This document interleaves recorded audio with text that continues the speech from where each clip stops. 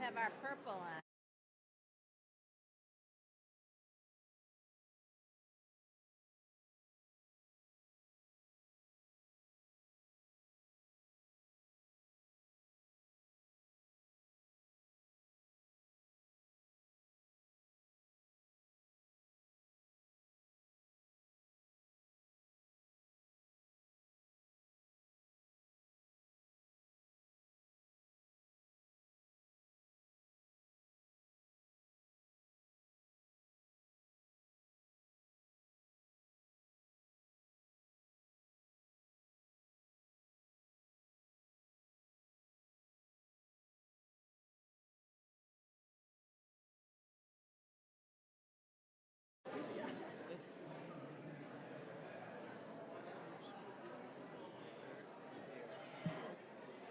Latter group of kids might get it. Okay. Next year comes.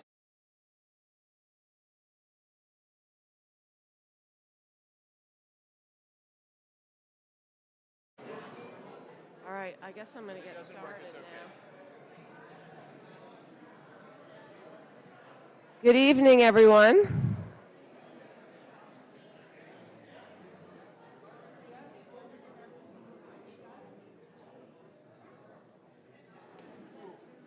There are some seats. If people are looking for seats, there are some seats up front on both sides. Nobody should have to be standing up if they don't choose to.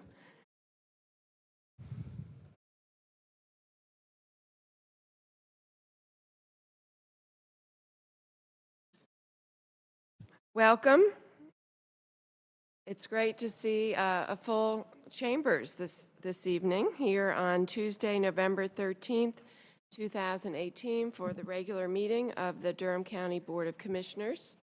We are meeting on a Tuesday instead of Monday because yesterday we celebrated Veterans Day, also the 100th anniversary of the end of the Great War, Armistice Day, and we will be having our own Durham County recognition and celebration of our veterans a week from yesterday on November 19th over at our Health and Human Services building from 11 to 1.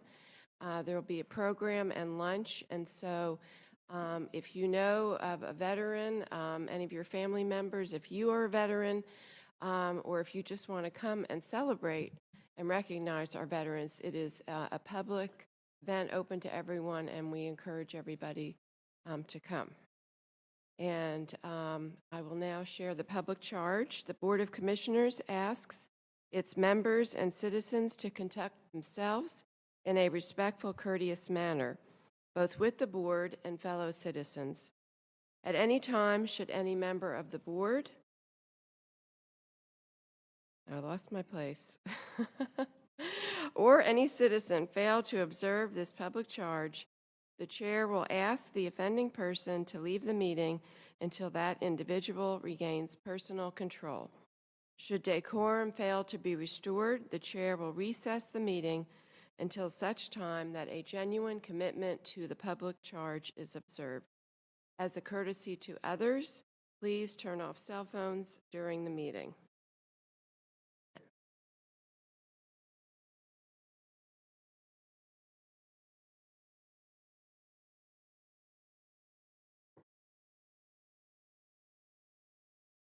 I'm sorry to hear that, Mr. Manager. We need to make sure that thank you for letting us know, and I'm sorry about that. And there are seats up here in the front. There's some seats here. Okay, and I apologize. I now ask that we all rise for the Pledge of Allegiance.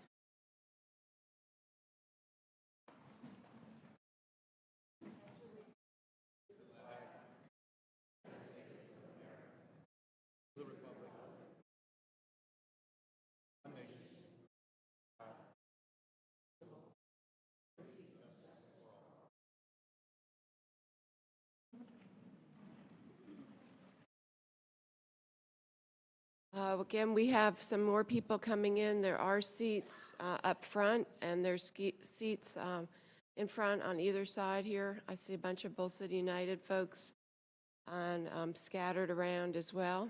Welcome. Any agenda adjustments this evening? Okay, seeing there are no adjustments, we'll move on to the announcements. We have a number of announcements. I'm going to just mention them very briefly, and they will be up on the Durham County website if you would like to find out more information about them. First one is about the Durham County Open Space Matching Grants Program, which is closing tomorrow. November 14th is the deadline for those applications.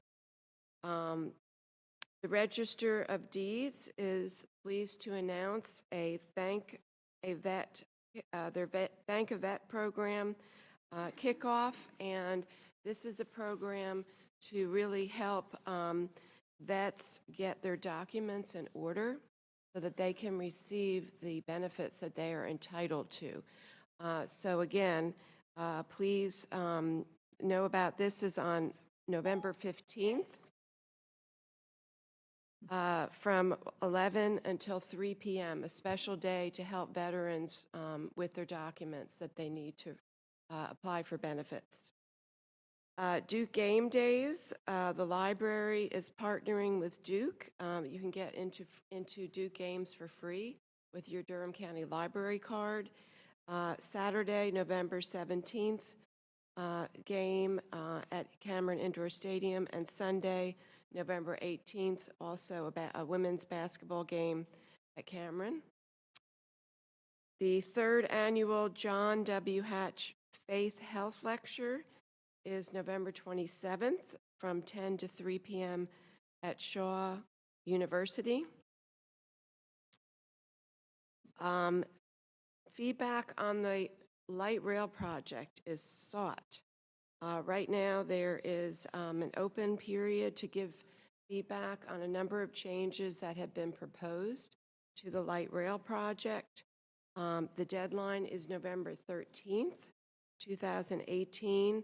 There have been some public meetings, but you can also go online to find out, and it's very easy if you go on the website to make a comment. And if you just go on the Go Forward Durham website, you can find information out about how to link to the light rail. This month is National Adoption Awareness Month, and we encourage people in our community to become foster parents or adoptive parents. You can call 919-560-8092 or email fosterdreams@dconc.gov. We actually have 55 children right now who are legally available for adoption in Durham County. We also have 93 active foster homes, but we have over 300 foster children in Durham, so we can always use more loving homes for our children. MBK Durham Suit Drive.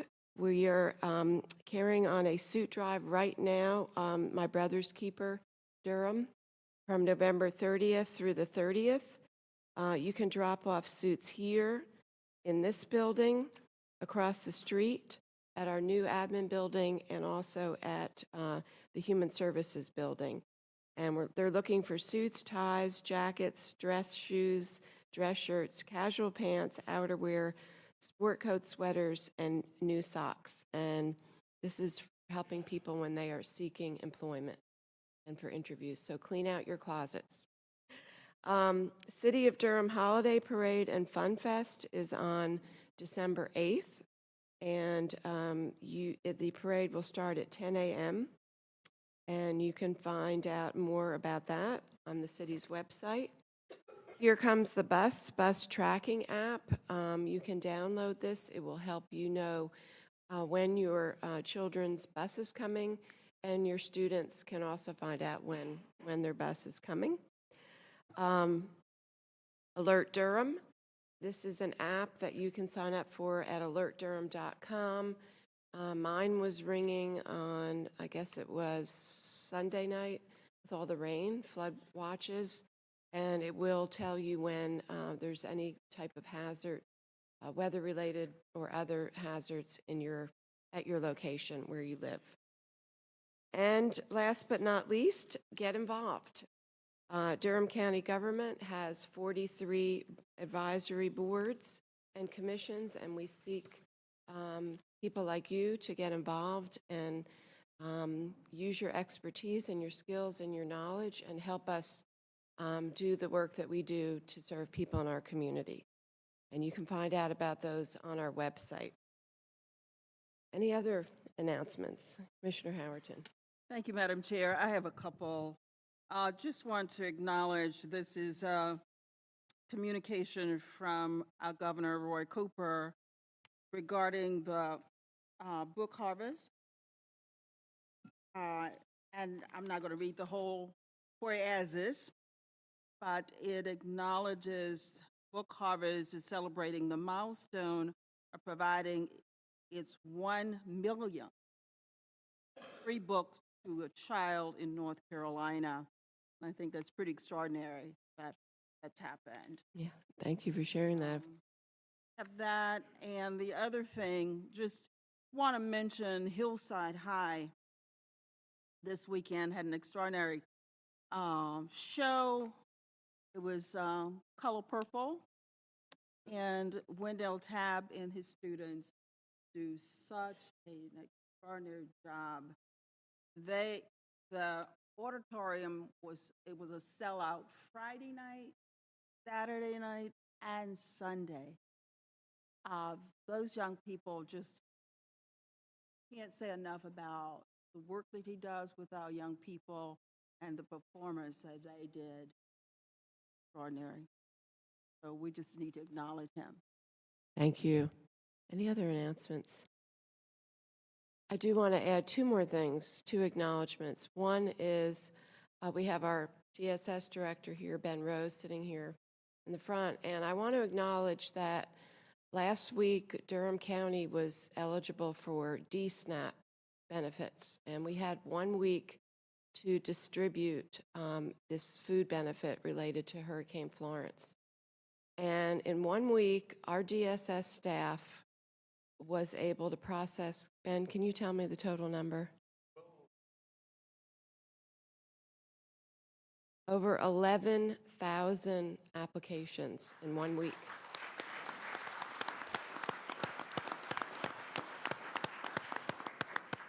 And DSS staff were working 12-hour days. We had some volunteers from other county departments and other places in the community, but if anyone happened to be in the Human Services building during that week, you saw what was happening. People were lined up outside.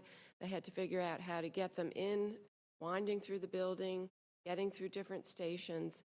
And we were getting emails from people thanking us for the way that they were treated and the customer service they received. So we are all really grateful and proud of Durham County Social Services. And the other thing I want to mention is we're going to honor him next week, but some of you may have seen in the news, Captain Aleem, one of our deputies who rescued a woman and her 2 toddlers when they had an accident on 85 right in front of him. So we will recognize him at our meeting next week. Okay, we have a number of minutes before us. Our September 4th, September 11th, September 24th, October 1st, and October 8th, 2018 minutes. Move approval. Second, and Madam Chair, I would like to commend the clerk's office for highlighting the directives in our work session minutes, but I would also encourage them to follow up with the relevant departments, sending out the directives that needed to be followed up on. For example, we raised a number of questions with our sustainability manager, and some of them were actually fairly routine questions, and that was back at the September work session. We have not heard. So if she would please follow up, I would appreciate it. Okay, thank you. So moved by Commissioner Hill, seconded by Commissioner Reckow. All those in favor, please say aye. Aye. Aye. Any opposed? And the minutes are all unanimously approved. We have two ceremonial items today, and number one, I just would like to recognize members of the Lynx who are here with us tonight. Do we have anyone here from the Lynx Incorporated?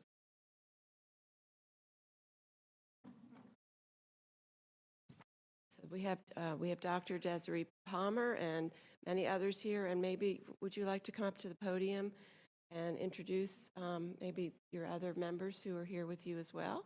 Okay, this is Brenda Shaw, this is Micheline Mawson, this is Anita Daniels, and this is Sandy White-Olden.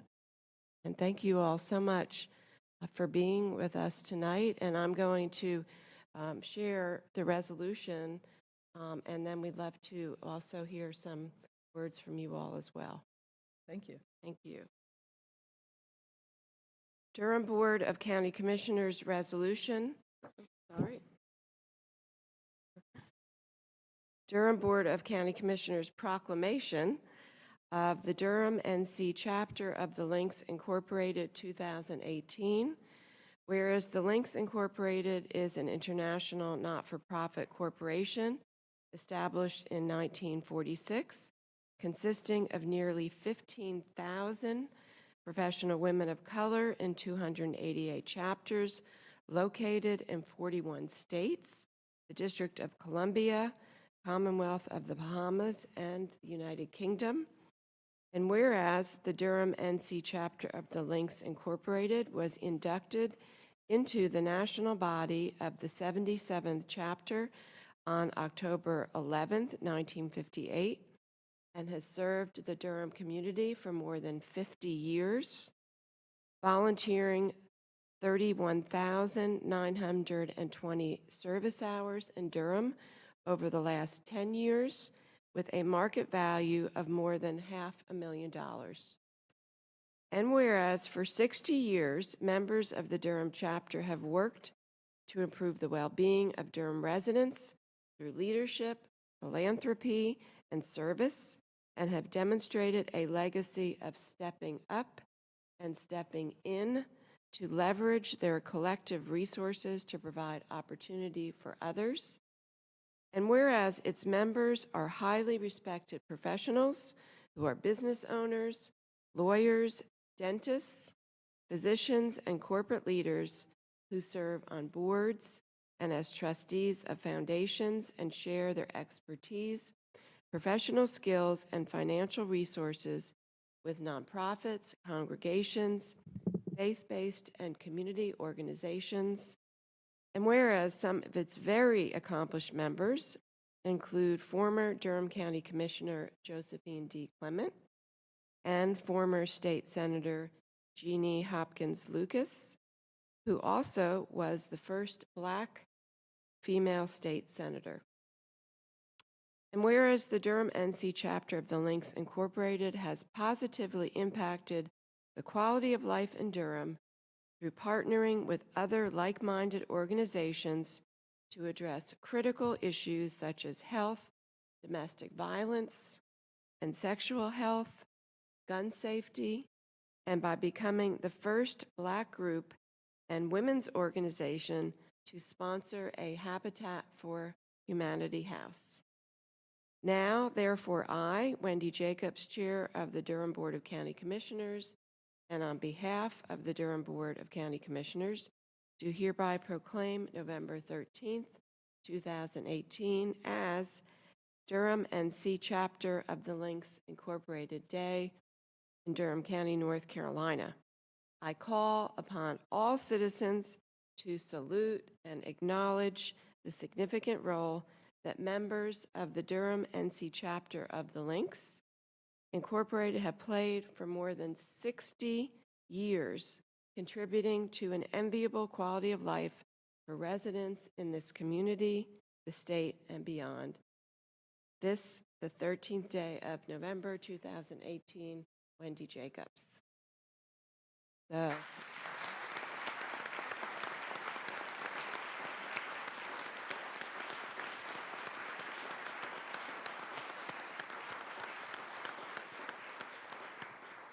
So thank you, Chairman- Dr. Palmer, and everyone for being here tonight. Thank you.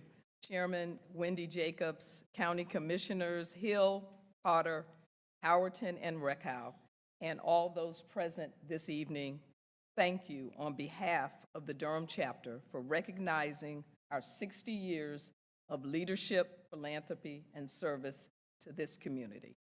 Thank you. Well, thank you, and I know that before you all leave, I know there are commissioners that I'm sure would like to make comments. Commissioner Howerton.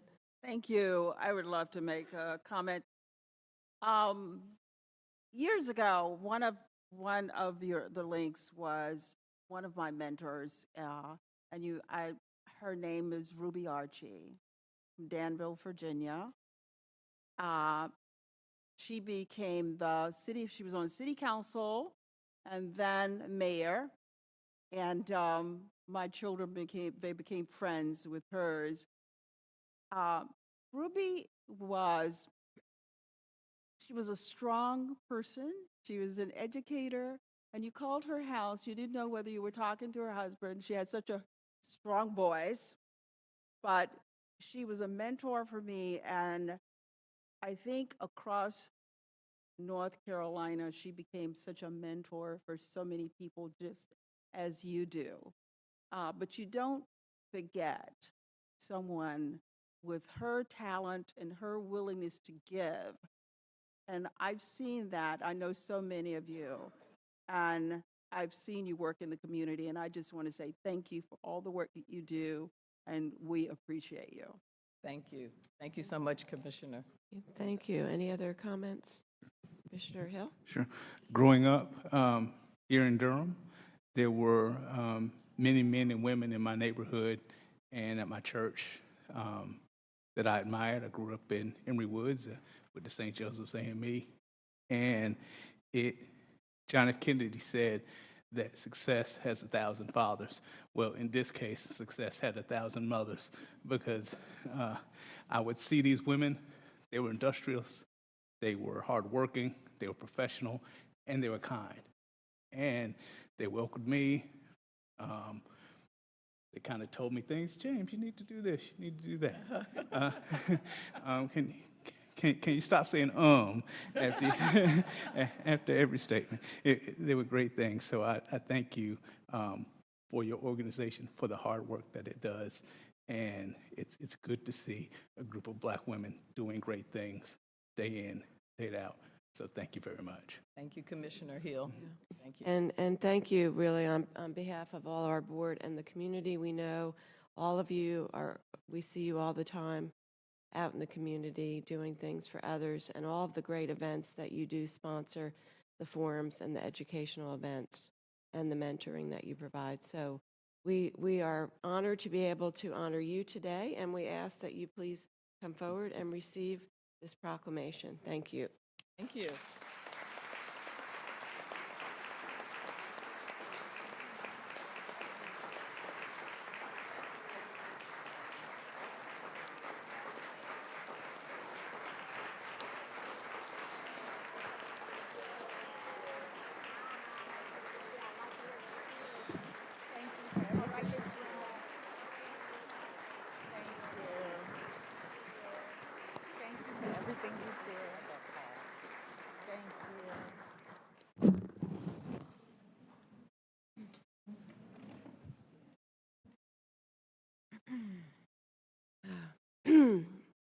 So we have another important honor tonight, and that is a resolution to honor the life and service of Lewis McCallum.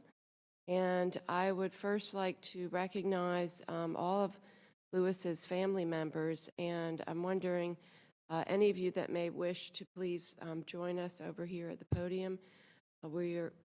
If you choose to, if you choose not to, that's fine, but we welcome any of you. I know I see you sitting in the front row here, and if you would rather just stand, but so that we can all recognize you tonight.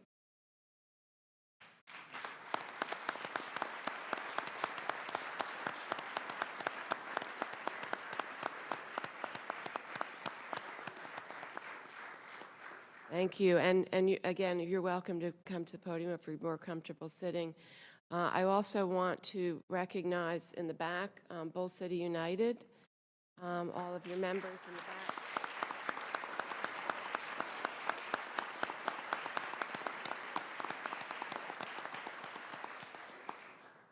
And maybe we'll have you all come up here because we would love to hear from you all as well. Okay.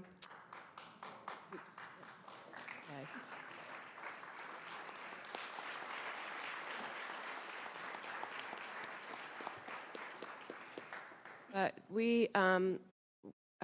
tonight we are taking time to honor the life and service of Lewis McCallum. Many people may not know that Lewis was a member of Bull City United. I will first share this proclamation.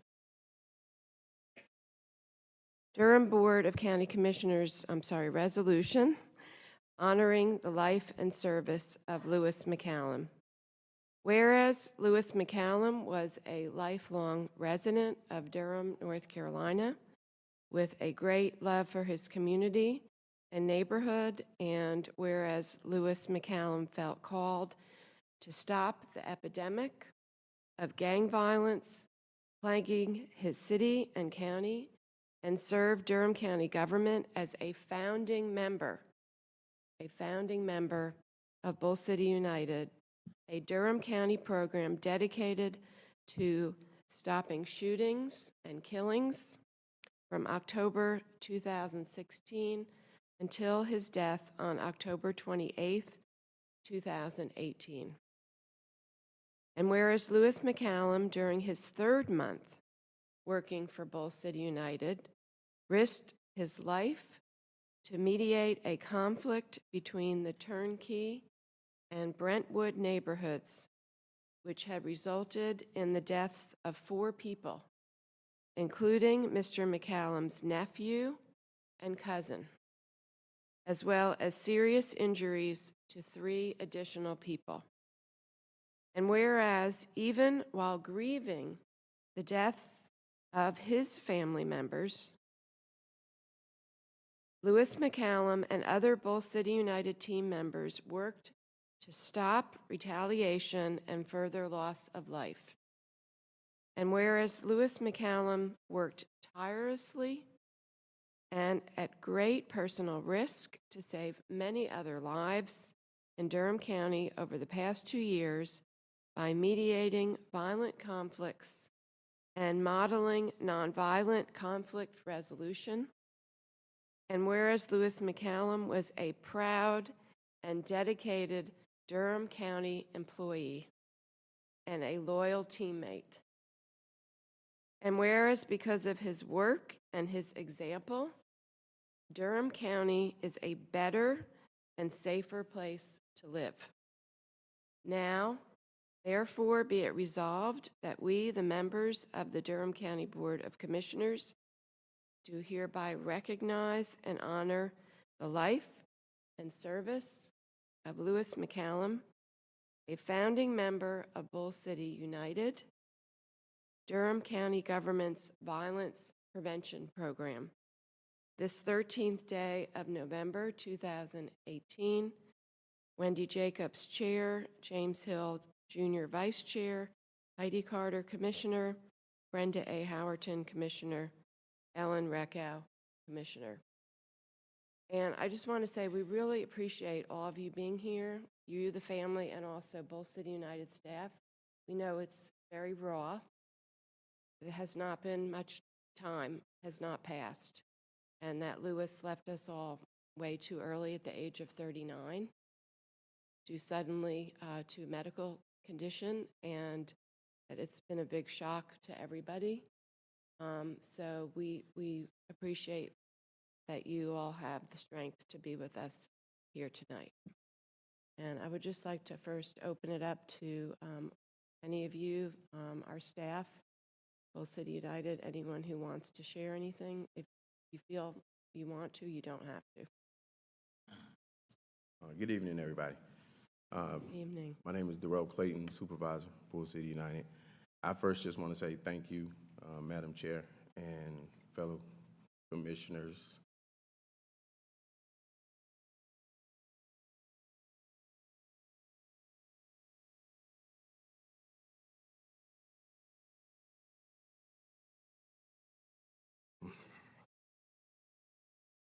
thank you for recognizing our teammate and our comrade. It's really been difficult. I want to say to the family, we will always keep his legacy alive. Thank you to Durham County and Ms. Gail Harris for all the support and everybody that came out tonight. Thank you.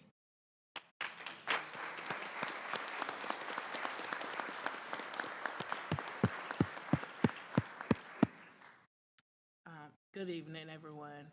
My name is Keisha Gray, and I am a community outreach for Bull City United.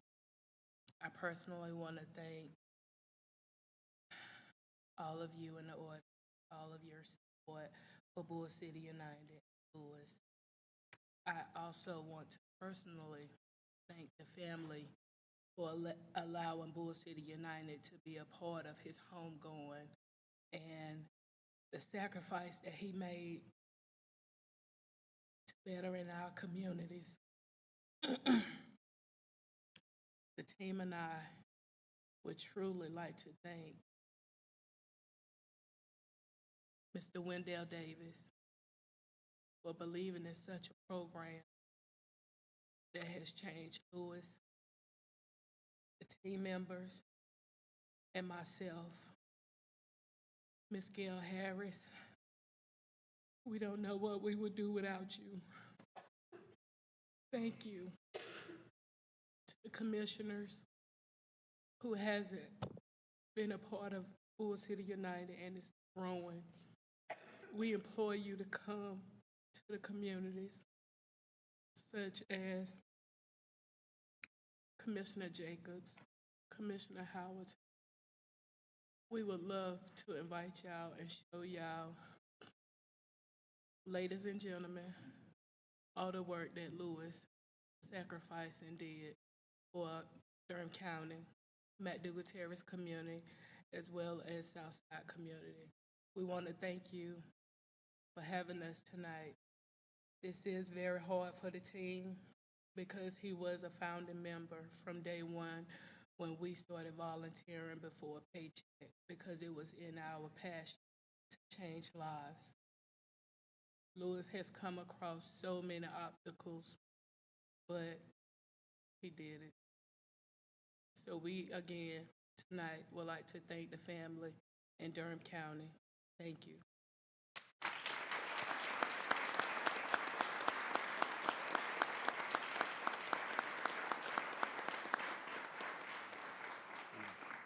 Good afternoon. My name is Robert Belcher. I'm an outreach worker for Bull City United. Again, we want to thank y'all for giving us this time to represent our fallen comrade. Good dude, very loyal guy. Like everybody said, from Durham, a stand-up guy. And, you know, to some of the people that don't know what we do with Bull City United, we're the in-between. So for you, those people that don't know, we're the ones that have to talk with these guys when they're coming home from prison, can't find a job, and they're feeling down on their luck because they've missed all of this time and haven't been able to take care of their child or support their mom because they've been going away. We all make mistakes, and we're the in-between to talk to these people and let them know we've all been there. You know, some of us got caught, some of us didn't, but we've all been in a situation to where, am I gonna feed my kids? You know, am I gonna help my mom?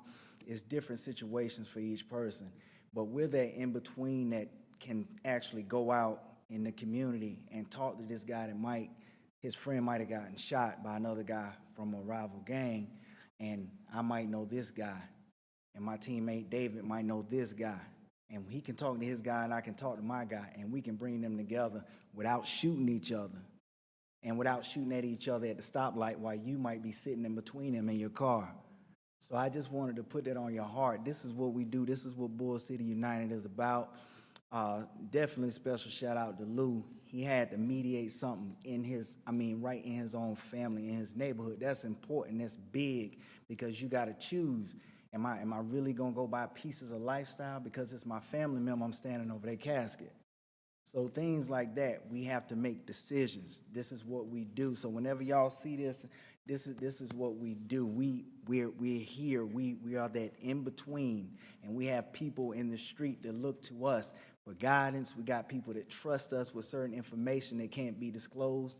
So we just want y'all to know how important it is, and it's an honor to have Lou honored tonight. Thank you.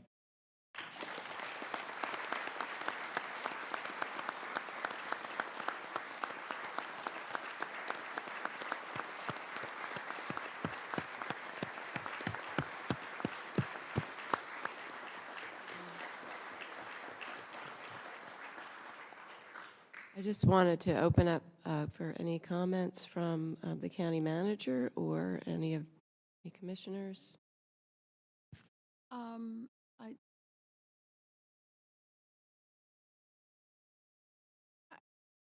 My comments are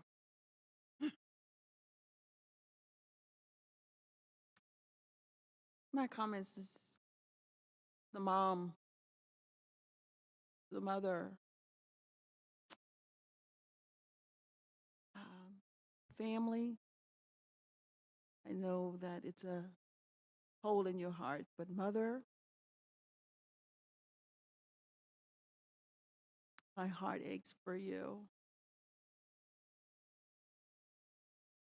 I know that. I know that hole. I am so sorry for you that you have to experience that.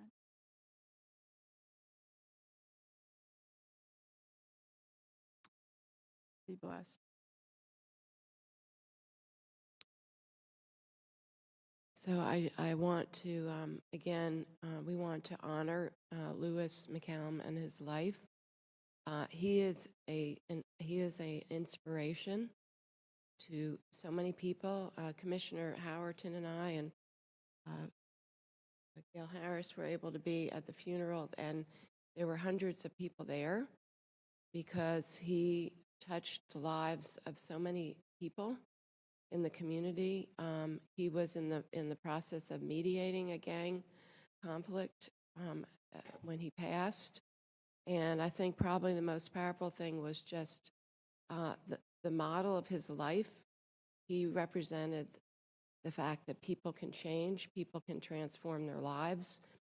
He was going to culinary school, and his dream was to open a food truck that would employ people who were re-entering back into our community. So he had a dream, but most of all, he can continue to live on as an inspiration to everyone that you can transform your life. So we want to now honor the family and ask that you could please come, and we give you this proclamation, and we'd like to honor all of you who are here with us tonight.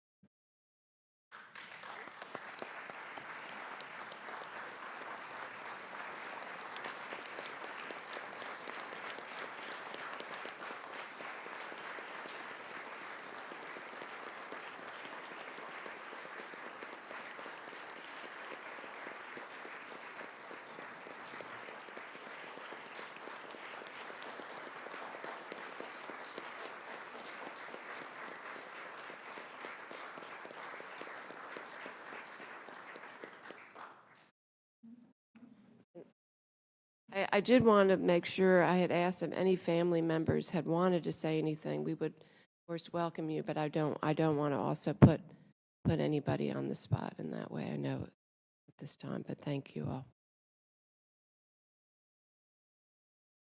And thank you, Bulls City United. We love you.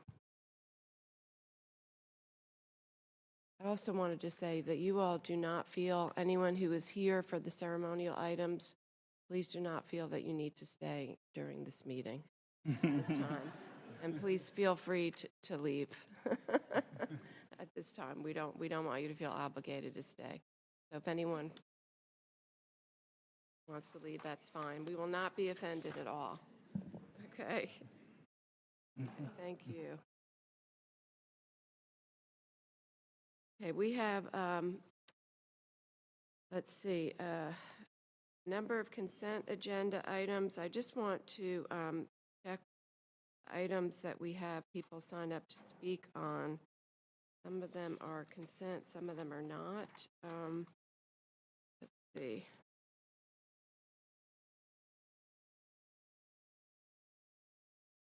Okay, actually, none of them are. Okay.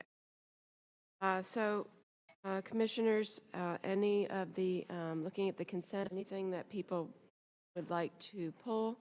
Or if not, just to make any brief comments on any items, just let me know. I would move approval. Second. Okay, moved by, let's see, we have items 18-1025 through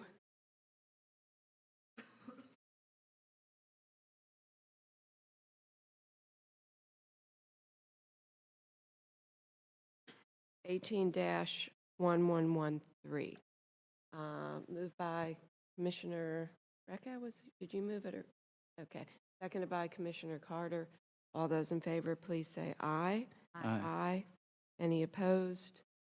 And I think that people just moved along because we have such a long agenda, but I do want to make sure that people notice there's some important items on the consent agenda related to our affordable housing policy, our for surplus property, renewable energy resolution, and also some great grants we got related to our Criminal Justice Resource Center. So please do take a look at those.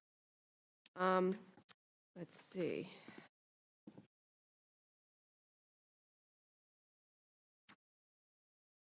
We have a presentation from the Durham Youth Commission, and I think we have some of our Youth Commission members here with us right up front. And Deborah, I'll turn it over to you then for this item. Thank you.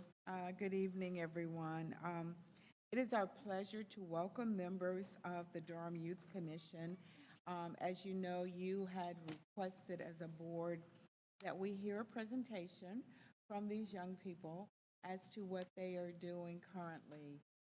It actually worked in our favor this evening that this meeting was postponed from last night because they typically meet on the second Monday night, which always would conflict with your meeting. And of course, on the work sessions, they would be in school. So this evening was actually ideal for us to hear from them. And I'm very pleased to bring forward Elise Frazier and the young people who will come and share with you their experience and talk about what they shall be doing going forward. Well, thank you. And would you like them to come sit here or come up to the podium? I think they're on that side. Oh, over here? Okay. Oh, sure. If you might need some more chairs or... No.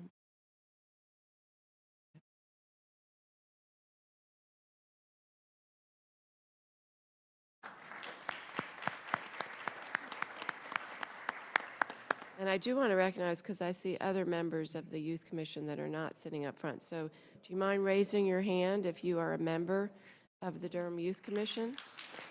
Okay. Thank you. All right. Good evening. Thank you, Chair Jacobs and County Commissioners. My name is Elise Frazier, and I am the City of Durham's Youth Initiative Analyst in the Office on Youth. Tonight, I have the pleasure of introducing two members of our Durham Youth Commission. I have tonight with me Senior Rita Cabicho and Junior Henry Cruz Reyes, both a City Medicine Academy. The two of them tonight will go over and review our 2017 and 2018 term with few updates and goals for our present year. And now, if you all excuse me, I am going to step back and allow the youth to have their space. Thank you. Thank you. Good evening, Board Chair Jacobs and County Commissioners. Thank you for the opportunity to present an annual update on the Durham Youth Commission. Before we begin with the update, we want to share a little bit about the commission. The Durham Commission, or as we call it, the DYC, is a city-funded commission that was created in 2005. And do you mind actively just involve- pulling a little bit closer to you Sorry. so everyone can hear you? To involve youth in policy issues that affect them. The DYC exists to provide civic education, leadership development, service, learning opportunities, and youth engagement and empowerment for Durham youth. We are one of 25 chartered state youth councils across the state who are part of a big organization called the State Youth Council. Each local council is unique and offers different opportunities for youth to broaden their scope of leadership in their own community. The current DYC is composed of 25 high school-aged youth in grades 9 through 12 from all over Durham. Here are some of the schools represented on our current commission.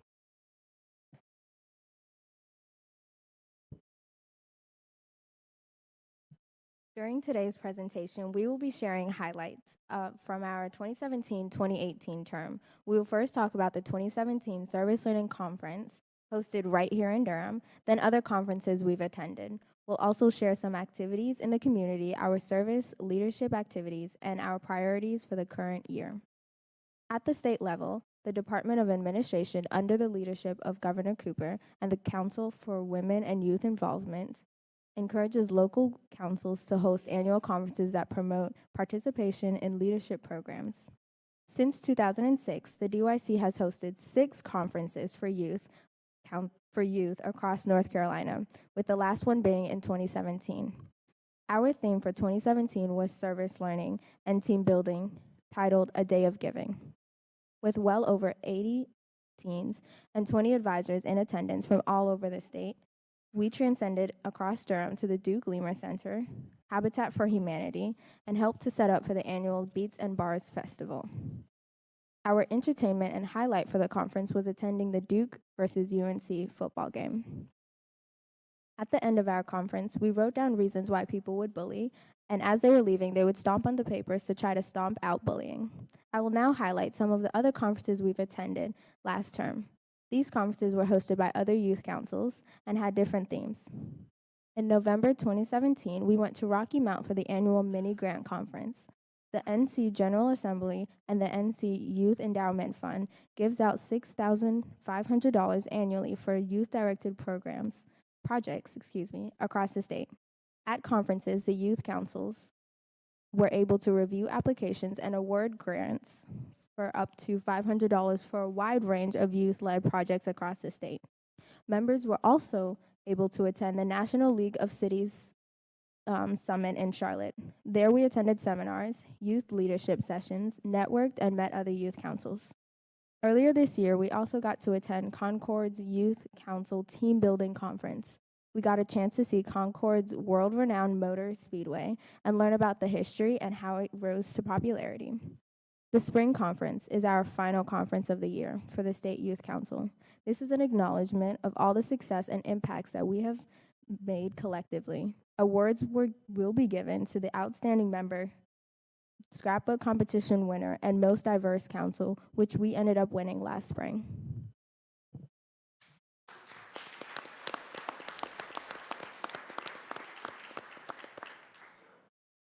Being part of an organization where we're taught about civic engagement, we participate in our community in many different ways. We regularly partner with Durham County Cooperative Extension for Kids Voting Durham events, where we help kids learn about the electoral process both locally and nationwide. We also participated last week at the Forest Hills Precinct on Election Day. We also host our annual Peace Toys for War Toys event sponsored by the Durham County Gun Safety Team, North Carolinians Against Gun Violence, West End Community Foundation Incorporated, and Durham Parks and Recreation. At this event, we encourage and promote positive play among children in neighborhoods by having them exchange violent toys such as guns and swords for more peaceful ones. Last year, we invited Mr. Sidney Brody, who created a quilt dedicated to those deaths which resulted in gun violence. In January, members attend the Martin Luther King Jr. Lock-In hosted by First Cavalry Baptist Church. There, we had sessions and presentations related to Martin Luther King Jr.'s work and how to solve problems in our lives. On the morning of January 15th, we participated in the march that took place in memory of King, his work, and his legacy. We also attended this year's new community conversation series to keep ourselves updated on the different aspects on how Durham is evolving. We participated in sessions on public safety, affordable housing and transportation, and Durham's education and economic development. In March, DYC members participated in the 2018 Annual Women's Forum. This is the third year that we have been asked to assist with this event. We're honored not only to receive this request, but to also be in the presence of such amazing trailblazers, making an impact both locally and nationally. DYC members also attended the city council meetings to stay connected with leaders in Durham and keep ourselves updated on what's taking place in our community. DYC members also participated in the National Night Out, which isn't pictured here, an event that takes place yearly to support building stronger relationships with law enforcement. A few of us had the privilege to travel with elected officials throughout various neighborhoods. It was awesome seeing engagement on so many different levels and visiting areas of Durham that we're not so familiar with. In the DYC, service to others is very important to us as we're all committed to giving back to our community. This enables us to learn about the different resources that are available to the residents. Some organizations that we have volunteered at in the past are listed here. During the Disable the Label event sponsored by Parks and Recreation, we assist in promoting and celebrating a better way of understanding people with disabilities by informing the general public about mental disabilities.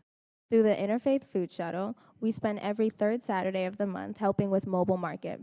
A temporary market is set up in the community and residents can go through the line and shop for free food. We help to distribute the food and carry the food if any assistance is needed. We are continuing to volunteer throughout the year. One of our DPS schools, DSA, hosted a fall arts festival last year where students got to showcase their talents and celebrate their cultures. We helped the school collect donations and keep the event organized in any way possible. In December of 2017, we were fortunate enough to go caroling at Chick-fil-A on Hillsbury Road. We were awarded a $300 voucher, which we provided to the sister cities of Durham cultural exchange students from Japan. We also assisted in Durham Parks and Recreation with Parents' Night Out.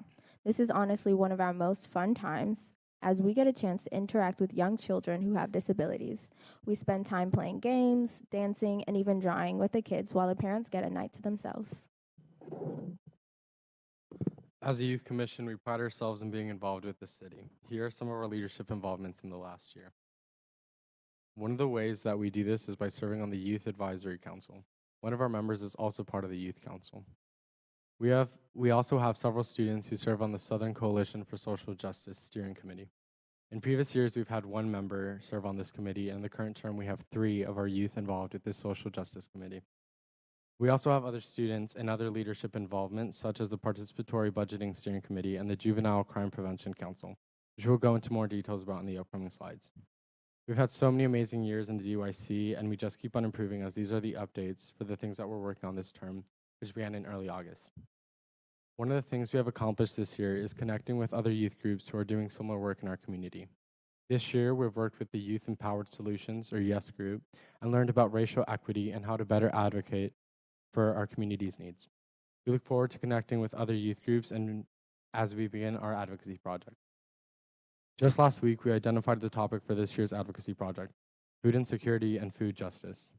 We'll be researching this issue and connecting to the many other food justice initiatives in Durham before deciding on a specific project. We have also participated in many other events, speaking and educating us more thoroughly on prevalent issues, such as those in education, through the Connect Ed Training Conference, the racial equity through the Racial Equity Institute. We're also focusing on creating more connections with elected officials. So far, we've had a retreat and scavenger hunt about Durham with city and county elected officials shown above. We hope to attend more events together, having important conversations and working on hosting events and projects together throughout the year. This also means that we'll be serving on boards and commissions to create a stronger relationship with the city and the county. So far, we have 2 members on the Participatory Budgeting Committee and 1 on the Juvenile Crime Prevention Council as well. We look forward to another memorable year of serving on the DYC. Thank you so much for your time to listen to our presentation.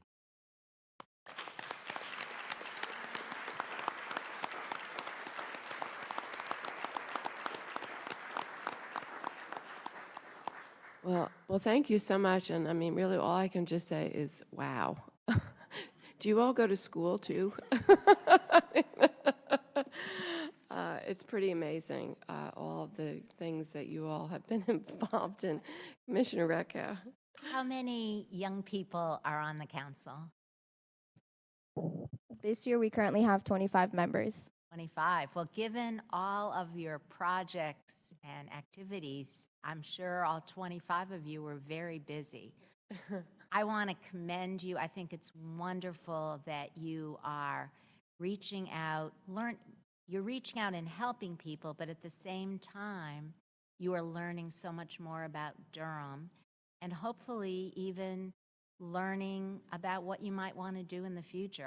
I found with my 2 children that it was their offline activities that often led them to the path that they, decided to go in the future. So these are very practical, real-world experiences that will serve you in good stead. So thank you for that wonderful presentation. Yeah, thank you. Any? I think Commissioner Carter has a comment. Oh, I just was going to say how proud I am of you. And thanks to Henry, I think we were on the same scavenger hunt team. We did really well, as I remember. No, truly, the list was so impressive of all the things that you're involved in. I really admire you. I wish that I had been involved in my community and civically engaged the way you guys are when I was your age. So more power to you. I know that we are in good hands as we age up here. The next generation is going to be able to take good care of us with leaders like you. So thanks so much. Thank you all. Commissioner Allerton?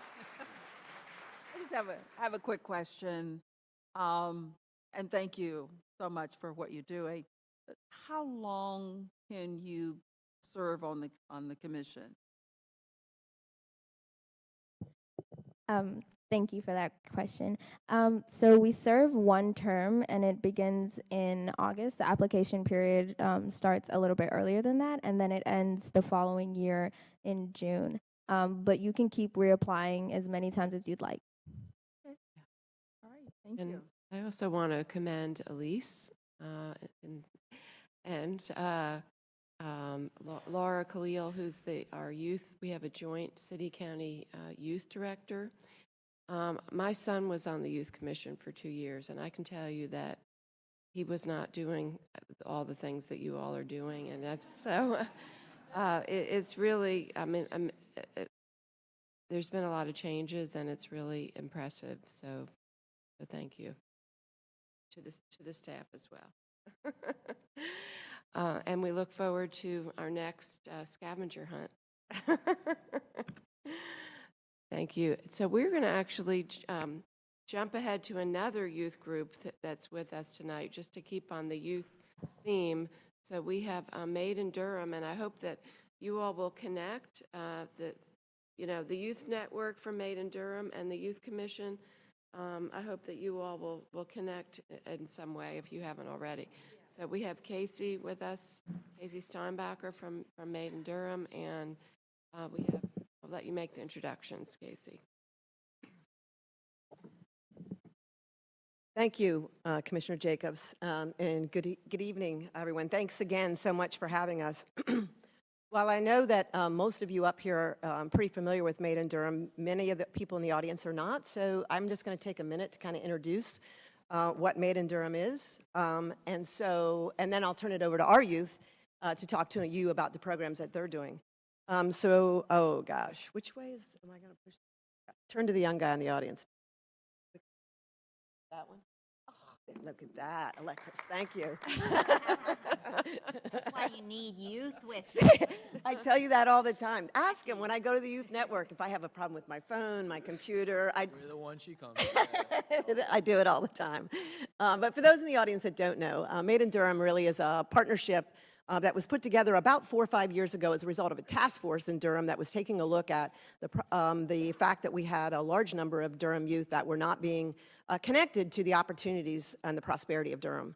And so that group came together and brought together the business community, the public sector community, the community leaders throughout Durham, and created a nonprofit organization called Made in Durham. And our job really is to work in the education to career system between the ages of 14 to 24. So we're what's considered a backbone organization We don't do programs. What we do is we help all those incredible organizations in Durham who are already doing programs to do them better and more aligned, and to basically help address barriers associated with their doing their job well. So our goal and our mission is to ensure that every child, every youth in Durham graduates from high school, has some work experience, engages in some post-secondary education, and has a sustainable living wage job career by the time they're 25. It's a big mission, but it's an important one for Durham. To do that, you can see how we're made. We're basically an organization of organizations. So we bring all of those entities together to create what we believe is a collective impact for youth in that particular age group. Central to what we do is youth. Obviously, youth is the customer for our end product of what it is that we do. And as such, Made in Durham has engaged a youth network. Earlier in the year when I was here, I talked to you specifically about all of the initiatives that Made in Durham has done, but wanted to come back to have a little bit of opportunity for you to hear directly from the youth network of Made in Durham, to hear about the projects specifically that they are working on, and quite frankly, how they engage with the entire organizations that we're talking about, the entire partnership, all of our committees, our task force, and our board of directors in terms of empowering and directing and guiding all of the policy issues, all the programmatic issues that we deal with. And so tonight we have with us two of our representatives of our network. We have somewhere between 35 and 40 youth in that network. And Dan, I should have you introduce yourself as well. Dan is with Made in Durham. He works with the youth directly, but I always get his title wrong, so I'm going to let him give it today. Thanks.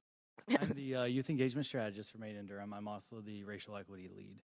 Dan is who runs the youth network for us. So here this evening, I'm first going to turn it over to Hassan. I believe Hassan is starting. Am I? No, Sash is starting. And he is going to begin, and then he'll introduce Alexis later on. Good evening, everybody. My name is Sachdeep Singh. I am a senior at Durham School of the Arts, and I just wanted to start off by saying I don't have a script or anything, so you guys are just going to have to bear with me, so let's do this. So, from a youth perspective, Made in Durham is one of the few organizations within the Durham community that actually gives the youth a voice and empowers us to be heard. Youth network members are able to serve in high positions such as on the advisory board, the board of directors, and other task forces. And then the youth network itself also serves as a steering committee within Made in Durham. For example, recently Dan brought to the attention of the youth network how undocumented students are unable to receive in-state tuition. And the board wanted to proceed forward with probable solutions, but the youth network took a vote and we decided as a whole to step back and not to rush things. We wanted to slowly observe the problem and see other possible solutions. The board acknowledged this and they agreed to slow down with us. The first cohort of Made in Durham decided that they would be tackling community problems, and under that umbrella, they decided they would be tackling disparities within education. And within each school that is represented at Made in Durham, we have action projects. What an action project is each school chooses a problem they want to focus on at their school, and they create possible solutions and possible approaches to these problems. So within my school, Durham School of the Arts, the problem we have decided to tackle is racial disparities within student discipline programs such as in-school suspension and out-of-school suspension. What the previous cohort started to do was they gathered data by creating surveys and sending them to English classrooms. They received over 400 surveys back, and then they compiled that data and presented it at a board meeting. After that, the next cohort, what they did was actually my cohort, is we stepped in and we decided to establish some buy-in. We became partners with the Racial Equity Task Force of Teachers at my school, and for months we sat down with them and we established clearly what our problem was and the variables and factors that play into our problem. So proceeding forward, we decided it's best that we start to try to build our strategy within the system, create awareness of this is the problem, these are possible solutions, this is the way we need to go about it. We also decided that we should probably create a student action board which would be something if a student feels like they have unfairly been written up, this is something they can come talk to. We decided we want to establish a StoryCorps stage where it's a safe space for students to be able to share their stories and their experiences, and we want to further continue to partner with teachers and administration. Throughout establishing all of this, a big barrier that I personally felt was there was getting the teachers to look past the fact that we're students and to acknowledge the fact that we are young adults and we have the ability to make a change in today's world. Other barriers just consisted of stuff like scheduling, trying to find the right time to meet with the teachers, corresponding with their schedules, and just slowly gaining support at the beginning. Now, this is just one problem at one school, and I'm going to turn it over to my peer Alexis for his perspective. Good evening. Hello, my name is Alexis Placencialeos. I'm a senior at Middle College High School at Durham Tech. Excuse my voice. I've been a bit sick the past couple of weeks. But like my friend Sach, I'm also going to be discussing my school's action project. First, I'd like to begin by reading out our vision statement. By the end of their senior year, students at Middle College will be emotionally healthy and equally prepared for college, regardless of their financial status and racial background. Before I continue, I would also like to state that Middle College has not had a seat on the Youth Network until last year, unlike DSA, who have been with the Youth Network, who have had a seat on the Youth Network since the beginning of the Youth Network. Due to that, we have only been able to create a vision statement, a mission statement, and a couple of strategies. However, in that same year,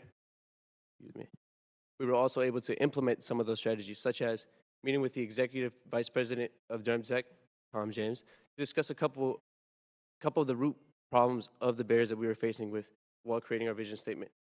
Another strategy that we were able to go through with was to meet with our principal, Ms. Navarro, to discuss some student concerns about our town hall meetings. And to clarify, a town hall meeting is the same thing as a school assembly. Since Middle College is small and it's at a college campus, we're not able to see each other often.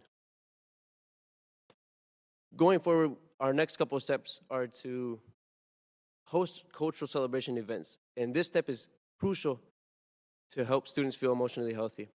The reason why I'm saying this is, as I mentioned before, Middle College is at Durham Tech, which is a college campus, and we are dispersed throughout it. Some students have a mixture of high school classes and college classes, while others like me are taking full-on college classes. And unless a student outright says, hey, I'm a student at Middle College, it's kind of hard to differentiate who is a college student and who is a peer at your high school. So what we want to do is host some cultural events so that students can come together, create bonds, strengthen bonds, and realize that, hey, I'm not alone. There's other students like me who are struggling in their English class, and they're getting through it just fine. So I know I can get through it just fine. Creating that sense of friendship and friendliness at Middle College. Another step that we're going through is improving information at our town hall meetings. Information such as volunteering opportunities, scholarship opportunities for our seniors, events that are happening at Durham Tech, and etc. Some of the barriers that we dealt with was, as I mentioned before, unaware of root causes of barriers, and that's why we went to go talk to Tom James about it. He's such a resourceful person that we were able to bounce off ideas and understand what we were doing wrong while going forward with our projects.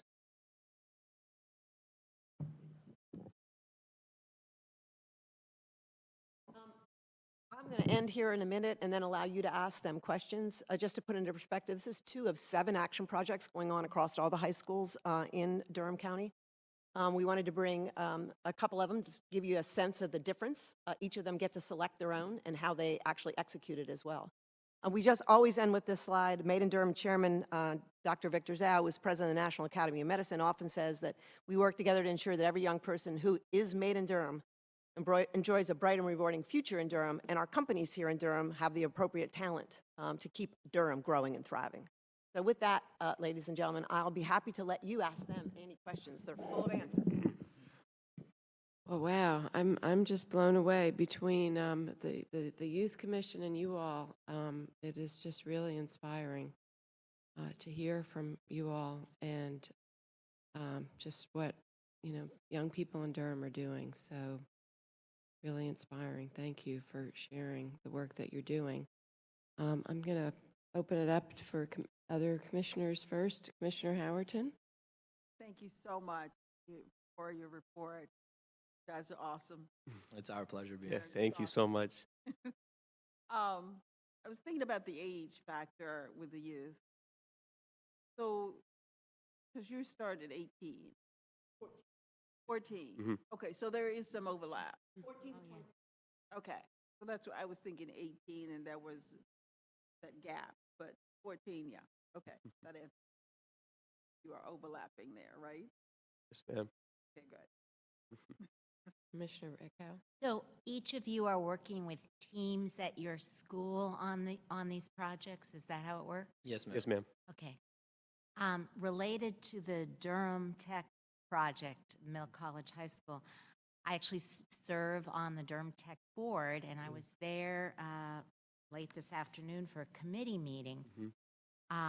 One of the things this board has done, and we wanted to publicize it much more, is that through a special quarter-cent sales tax that's dedicated to education, a piece of it goes for scholarships at Durham Tech. So every student who graduates from a high school in Durham County is eligible, if they go on to Durham Tech, to get a scholarship for 2 years.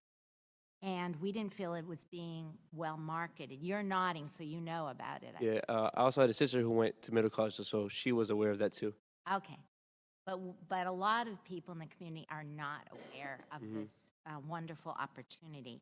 And so it's going to be rebranded. They've come up with a new name. They actually want to field test it with students, and we actually suggested that they reach out to students at Durham Tech and test it on them. But I wanted to just say that you, in your project, might want to take that into account as you're looking at the economic security issue, in the sense that part of the reason we funded these scholarships is to give all students in Durham the hope and the opportunity that they can go on to college, that money is not a barrier. And so they have developed a marketing campaign. It's actually going to kick off the beginning of January. Wow. To really publicize the fact that these scholarships are available, and we want them well utilized, because we haven't been using all the money set aside each year, so we have room to grow.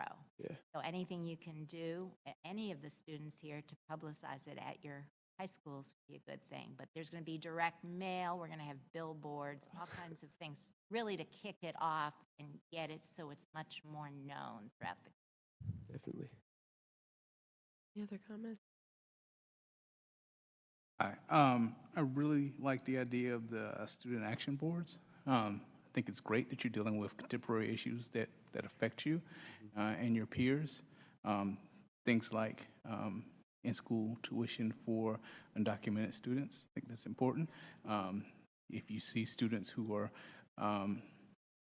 being disciplined and suspended at a higher level, I think that's imperative. You have to crack down on that. We want to lower that number as much as possible.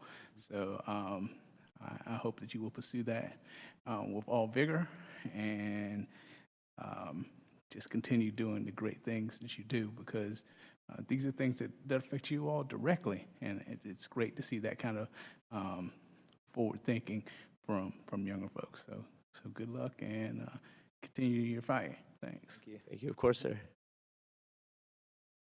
Don't have much to add except to say good luck. I mean, you didn't shy away from any hard projects, did you? Some of the hardest topics that we're all trying to solve too as a community. So we'll be listening and trying to learn from you. Thank you. And I just say, I really appreciate this presentation because, you know, when we started Made in Durham, it was this lofty goal that we are going to connect disconnected youth. We're going to make sure that, you know, everyone, all of our youth in Durham can be successful, but when you start doing the work itself, then you start realizing it's a lot more complicated than that. And I think what you all are doing in the Youth Network is a reflection of that. I love the fact that you all are the ones that are empowered to look at what are the real barriers that are ending up in the result that our youth become disconnected. And so you're getting down to the root causes of that, which obviously none of us can do it. It really is up to you to tell us in ways that we can help. But so I really appreciate this approach that you all are taking. Thank you. And we look forward to hearing from you again. Thank you. Thank you.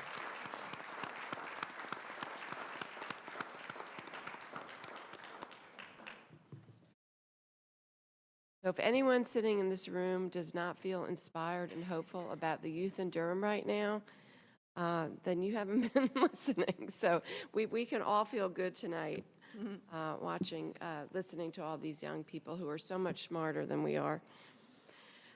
So I know there are a lot of people who are here for the next item, 18-1117.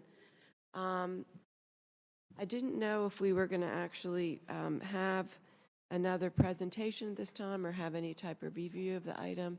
I think, we talked about this at our work session. I think just thinking about time, that we would just go to the resident comments. We have a number of people signed up to speak, and maybe, Mr. Manager, you could just summarize the decision that we are going to be making tonight, or what our task is tonight, and just frame that. So, Madam Chairman, members of the board, last week you had an opportunity during your work session to hear about two different options that we are considering for the 300 and 500 block of East Main Street in respect to the development of the proposed parking decks along with the wraps, which would include affordable housing, some commercial component. And so tonight, essentially what we would be doing is asking the board to make a decision on which option we are going to consider, and of course to hear from the public. Thank you. And I do want to recognize staff. Perry, thank you for including the parking information that we had requested. Appreciate that. So we have 7 people signed up to speak, and I just want to make sure we don't overlook anyone. If you do want to speak on this item, there are sign-up sheets, and you can sign up to speak for up to 3 minutes. So if you didn't get a chance. First, we will hear from Jim Savara, followed by Mindy Douglas. And please just state your name and address. Good evening. My name is Jim Savara. I am speaking on behalf of the Coalition for Affordable Housing and Transit and Durham CAN. We are pleased that the planning for this momentous contribution to downtown East Main Street has reached the point of choosing the development plan to be pursued. We want to once again stress our strong support for option B. We believe that option B better provides multiple benefits and achieves multiple goals.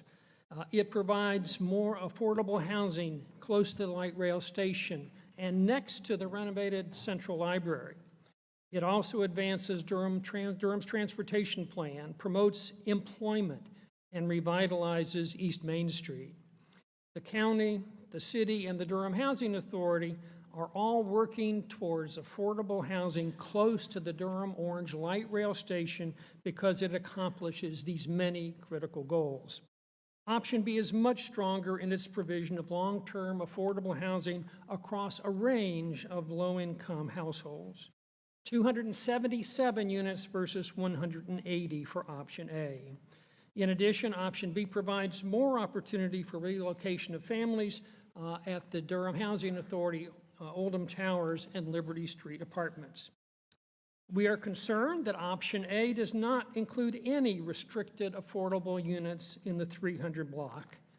The market rate micro units will not necessarily remain affordable to the 80% AMI households as market forces push up rents.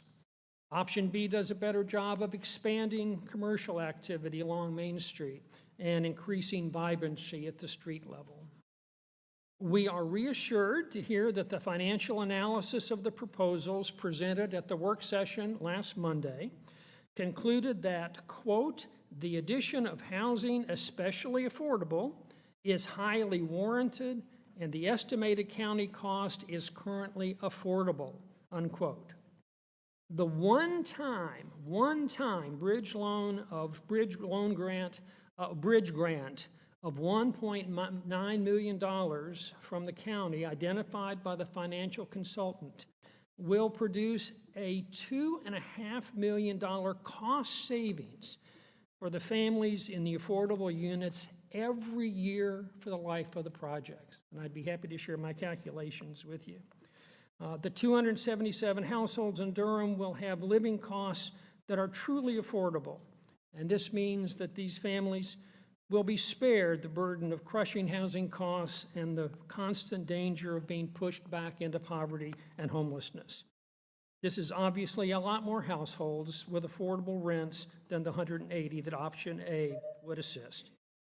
We will continue to monitor the developments and are here to help you. I want to commend the Commission, county staff, and DFI for developing this plan, and for all the groups in the community, Durham Can, the Coalition, St. Philip's, First Presbyterian, that have been pushing it. I would like all of the persons who are here to support option B tonight to please stand up. Thank you.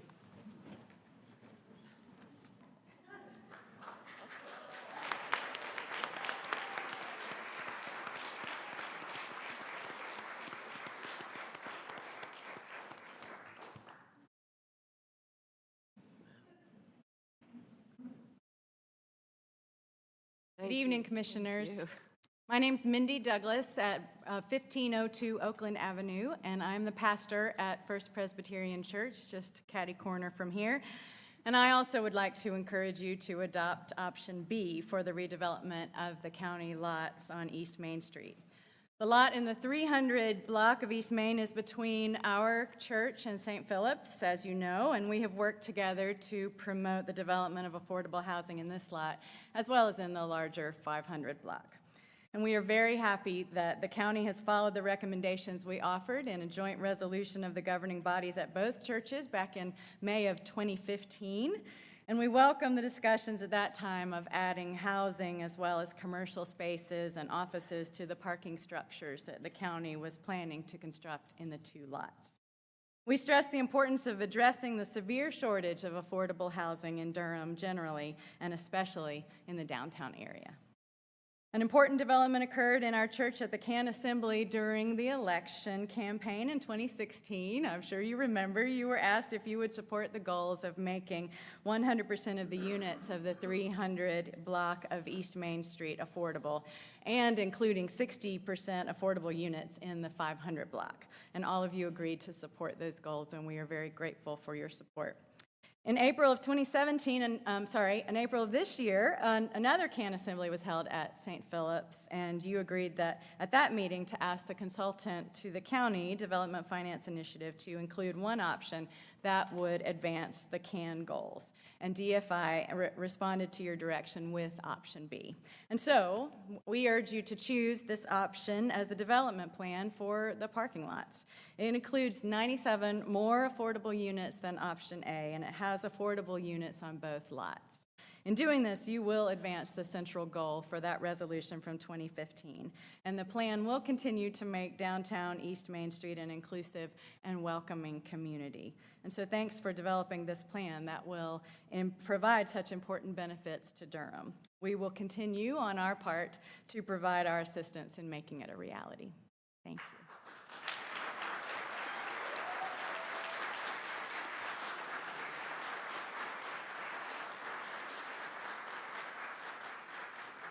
Thank you. We have Robin Perry and followed by Donna Barbie.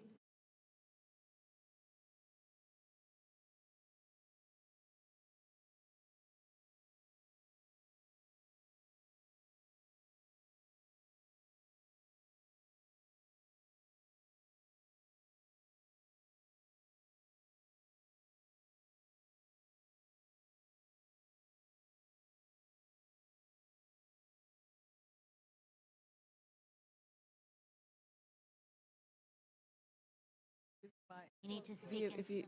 If you could speak into the mic and just state your name and address. My name is Donna Barbie, and we are from the Genesis House, and we are also speaking on behalf of the young ladies at the Genesis House, and we are looking forward to moving into a better, environment for our kids, and also welcoming ourselves back into the world, and doing the right thing, and looking forward to going forward in our life.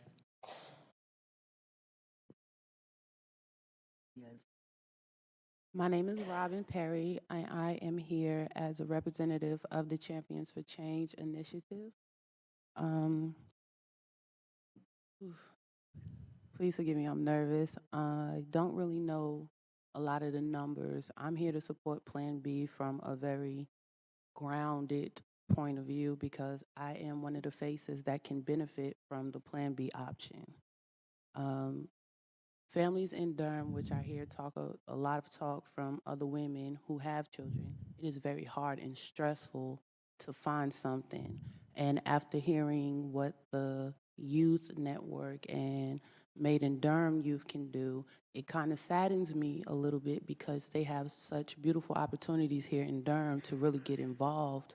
But with the housing issue, a lot of the youth that could be so influential into the building up and development of Durham are not able to take those chances anymore or have those options because they're being pushed out, or their parents are unable to explore those options or give them opportunities because they are not able to access what they need because they have to work 2 or 3 jobs just to make ends meet for a place that is not even conducive for the type of lifestyle they want to provide for their children.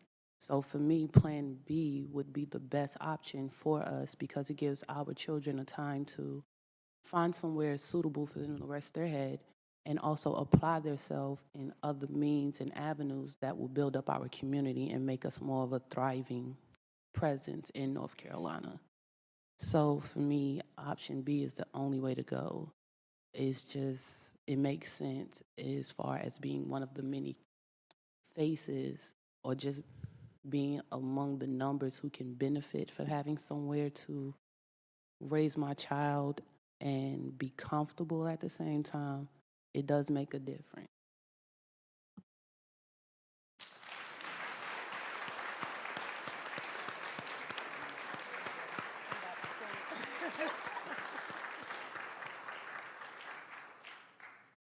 Thank you very much. Yes, ma'am. We appreciate you being here to represent all the women who are at Genesis House. Thank you. Thank Thank you. you.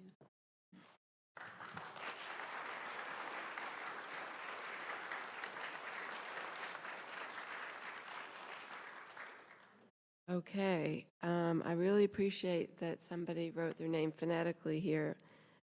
Sienna Davis. And then after that, Shane Ryan.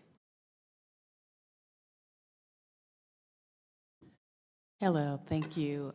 My name is Sienna Davis. I'm at 102 Planters Court in Durham, and I'm the director of the Nehemiah Day Center, which is a partnership with the county. But I'm also here to represent Durham CAN, as our church, Nehemiah Christian Center, is a founding member institution. I first want to thank the county commissioners for your leadership and your foresight in considering the use of the 2 lots of the county's land to contribute to resolve 2 problems. One, lack of affordable housing in close proximity to future transit, and the second problem that you're solving is the need for parking downtown. We understand that whatever decision you decide, it'll reach all of the county and also will have an impact on the future of Durham, and particularly the thousands of county workers who currently can't afford to live in the exclusive downtown developments that are being built and already exist. The county commissioners, you have an opportunity to make sure that people of color feel like they belong a little bit more in downtown. It doesn't take a rocket scientist to see that without your help, Downtown will continue to be mostly white and affluent. You have a chance to impact this and make a change. It is our hope that you'll keep your promise that you made to CAN to support the most housing at the most affordable level for the most people. Again, I appreciate your work and your diligence in this area. Thank you.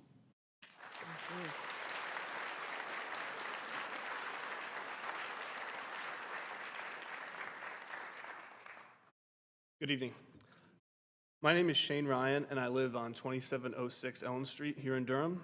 And I'm here tonight speaking on behalf of the Durham branch of the Democratic Socialists of America. It will probably not shock you to know that we are here tonight to support Plan B.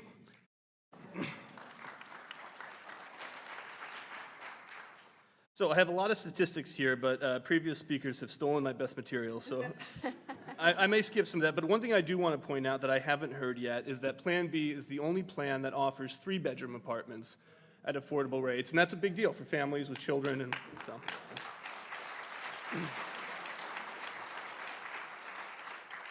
So when we look at the overall public investment between the two plans, it's estimated to be roughly the same. And so for us, this is a very simple choice.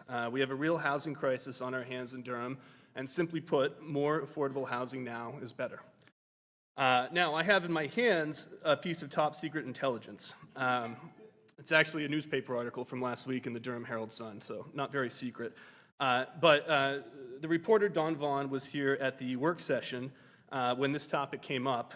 We were also at that meeting, but it looks like she stayed longer than we did. And in her story, she wrote, "A majority of Durham County commissioners said they support the plan that calls for affordable housing on both locations, but are waiting to vote at their November 13 meeting after public comments." Now, I'm sorry if that spoils the drama for anybody here tonight, but we consider that very good news. It means they support Plan B. And we hope it's still true today, and if it's not, I have some bad news, which is that Dawn named names in her article. So, but no, it's no secret we live in a time of rapid gentrification here in Durham, and the overwhelming trend is for low-income residents to lose housing, not to gain it. These new housing units on Main Street represent a chance to help reverse that momentum. And though the numbers may sound relatively small in the grand scheme, and in fact they are relatively small in the grand scheme, the impact they have on the lives of the hundreds of people who will benefit from these houses is in no way small. So, in conclusion, it seems to us that you have a chance to do something very positive, very exciting for the city tonight. We thank you again for your time, and we urge you once more to vote for Plan B. Thank you.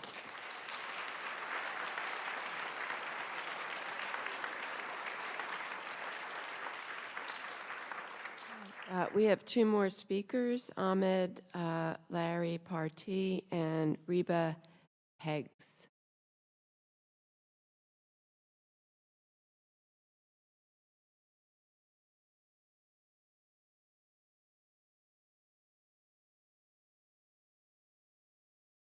Madam Chair, people in the audience, commissioners, it is indeed a pleasure to be here today. First of all, Plan B is an excellent plan. Please vote for it.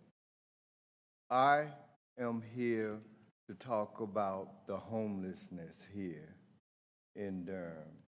We need affordable housing, but we also need housing for all people. Growing up, my parents, they basically told me 2 different things. My mom told me that even a fish wouldn't get in trouble if he kept his mouth shut. And my daddy told me the only person that ever kept their mouth closed and got anything accomplished was Helen Keller. So, just want to let you know, I have talked with the chair of the committee, several county representatives, but what I am here to address is a person that we have on the HSAC committee that was appointed over 9 years ago. The purpose of the HSAC committee is, number one, to finish the job of ending chronic homelessness in Durham, prevent and end veteran homelessness, set a path to ending all types of homelessness. I, as an advocate for the disabled, the poor, and those living with HIV and AIDS, it is amazing that the number of elderly people, the number of people living in Durham with HIV and AIDS who cannot find suitable housing. With me, some of the things that I am presently involved in, I work with the council to end homelessness here in Durham. I am a member of the North Carolina HIV/AIDS Service and Prevention Council. I was appointed by the North Carolina Department of Health and Human Services to represent and advocate for persons living with HIV and AIDS in a 10-county area in North Carolina that includes Wake County, Orange County, Johnson County, and 7 other counties.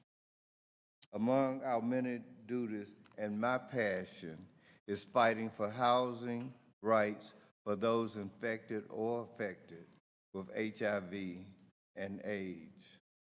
Mr. Partee, I just need to ask you to conclude your comments. Okay. Well, what I am basically here, the county commissioners has appointed a gentleman by the name of Fred Stopenkoff. Mr. Stopenkoff is ineligible to be the representative for the nonprofit sector. Previously, he was working for United Ministries of Durham, but after his abrupt departure over 7 months ago, he started working for Bergman Rentals. Yeah. Bergman? Yeah, Mr. Partee, I think your time is up, and so it's just 3 minutes per person. If you have additional comments, if you could either, I think, speak to the attorney here who's with us at the end. Maybe you could go out and talk with Mr. Partee to find out his information, but we're going to have to end the comment period now. So could you go out and talk with Mr. Partee in the hallway so he can share his concerns? Thank you. And thank you all for listening.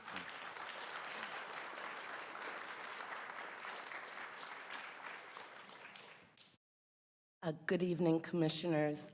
Thank you so much for letting me speak. My name is Reba Heggs, and I live at 2119 Collier Drive, Durham 27707, a couple of blocks away from North Carolina Central University. After listening to the youth speak, I feel compelled to tell a very short story and to put into perspective how much of a difference 277 units make versus 180. Many years ago, I've lived in Durham for 10 years, but many years ago in my hometown of Cleveland, I started attending law school on a fellowship that the federal government used to offer to law schools that applied for promising disadvantaged students. I was disadvantaged because I had 2 small children. At the time, they were 4 and 8, 2 girls. At the beginning of my second year, I had to go to summer school. That was part of the scholarship. You got your tuition paid and a stipend of $325 a month. Boy, was I happy. The beginning of the summer term, I was taking evidence, and I had started reading the casebook. I had no idea what it was talking about. And as I got up in the morning, my apartment, which was a fairly nice apartment, caught on fire in the kitchen, and I ran through the fire with my 2 children. In finding housing, I found a lovely duplex, a half house, 3 bedrooms, that was funded with Section 8, and the landlady was welcoming me to take the Section 8. I'm just here to say, it's not about AMIs, affordable, low income. Those all have social connotations. This is about human beings having the right to live in what is really a great city. You make a great city greater. Please consider option B, because you don't know who you will be helping and how their descendants might end up being intensive care nurses, pediatric intensive care nurses at Duke Hospital and work for American Airlines. Thank you so much.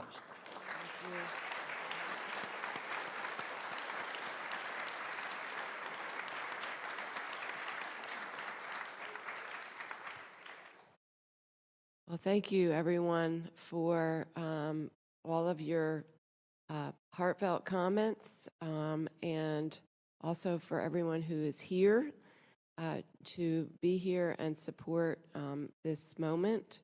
We really appreciate everybody in our community and everyone here tonight. Want to open it up to comments from commissioners. Commissioner Howerton. Thank you, Madam Chair. First, I want to address something that the gentleman said a few minutes ago, and it has to do with the newspaper that the article was written that indicated that the majority of our board supported option B. But what you need to know is the board supported option B. And what happens on our work session, if a county commissioner mentions it and is put it in the paper, then it looks like the rest of us didn't. But what we know as commissioners, we cannot vote at a work session. So it makes no sense to say we vote for it at our work session. So absolutely, I support option B.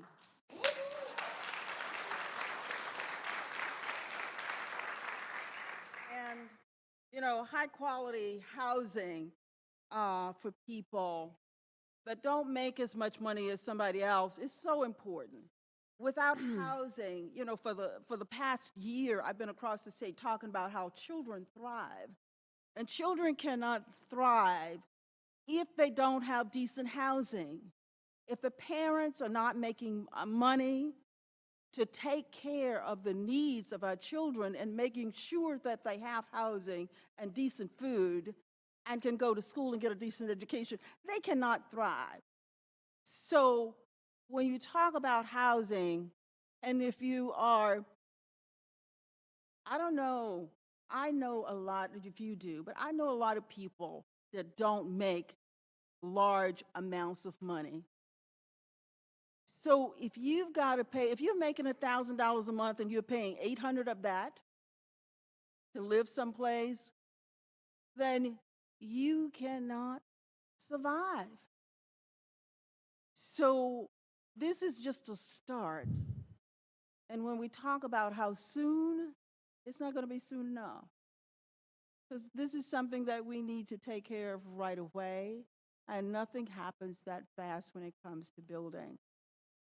So I thank you all for your commitment and your support that people in our community deserve to live in a decent place that they can raise their children and feel that they are a part of this community.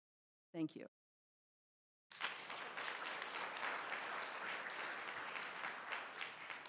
Commissioner Reckow. Good evening. I want to thank everyone for coming out tonight. And let me say that at the work session, I knew we weren't going to vote, but other commissioners had gone on record supporting B, and I had actually not. And so I did state at that time that I supported B. But we're here tonight to actually vote on the concept. And I've been on the board for this, I will complete in December my 30th year on this board.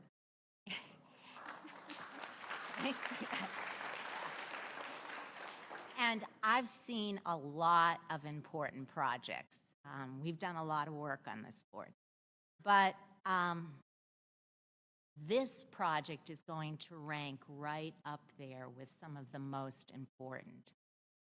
And the reason, in my mind, is that we are going to be building 437 new units of housing. And of that, 63%, or as all the speakers have said, 277 units are going to be affordable. But it will be a mixed income community, which is very desirable, but over half of the units will be affordable. And in addition, we will be building about 35,000 square feet of commercial space. And that will help to provide a vibrant commercial frontage along East Main Street at both parcels. This will help to activate East Main Street and spread the action and activity from the west side of downtown into the east side and help to provide a nice link down to Golden Belt and further. So from an urban design viewpoint, this project will be transformative in my mind for East Main Street. And that's what makes, in my opinion, this project so important. But then beyond that, excuse me, beyond that, we are planning a light rail line that will start at North Carolina Central University and come along through downtown. And there will be a stop, what we're calling the Dillard Street stop. And that will only be a few blocks from this housing. And so residents of this housing will be able to easily access the 3 universities in our area. They will be able to access many of the jobs. Some of our largest employers will have stations along this line. They will be able to access many of the services. They actually won't necessarily have to have a car. And this will also help because transportation costs are very high. And so if you can save on your housing and your transportation, that is a very good thing. So this is a wonderful fit. And I think that, as I say, this will end up being one of the most significant projects that the county has engaged in. So I'm going to very happily vote for this project tonight. Thank you.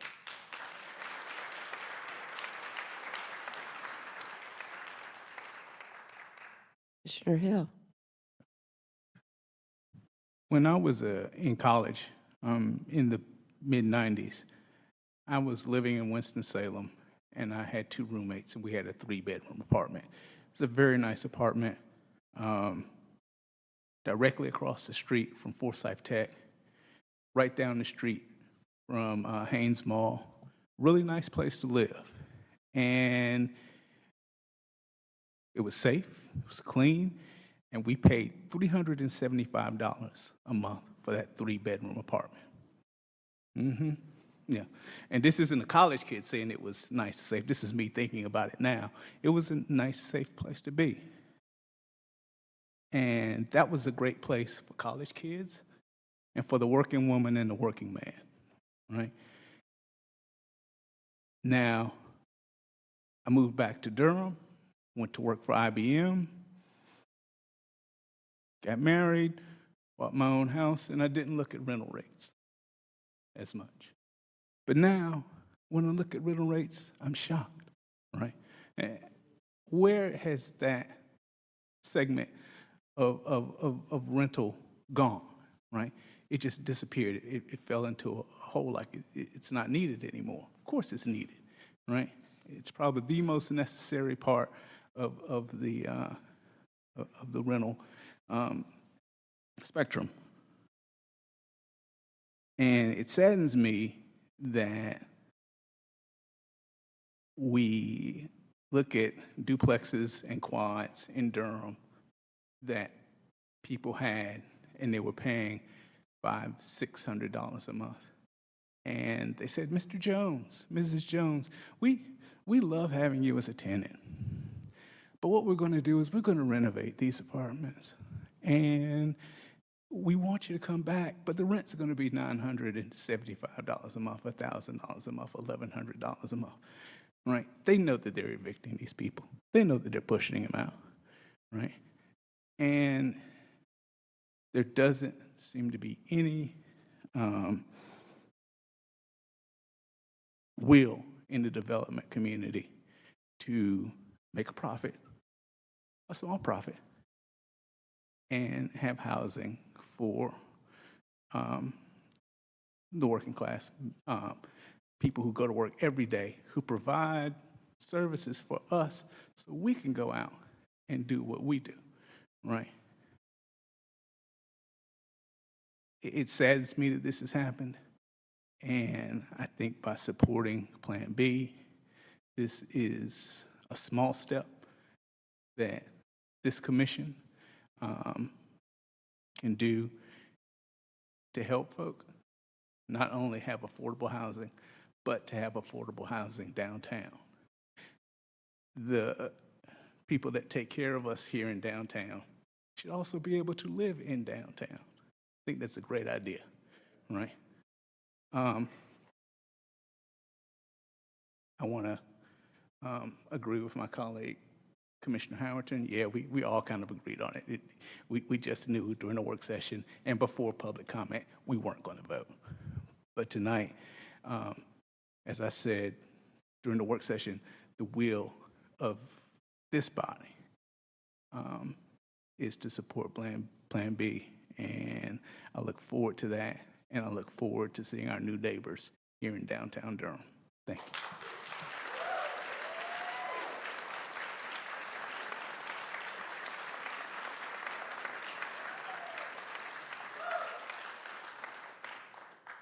Commissioner Carter. Don't you like to be almost last, next to last, I guess? Well, on Monday, I supported Plan B, and today, on Tuesday, I still support Plan B.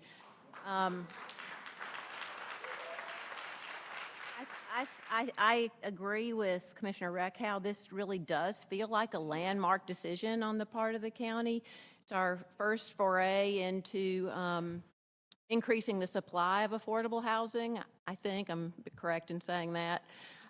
We have worked with affordable housing in other ways, mostly through service provision, but this feels like a momentous occasion for all of those reasons.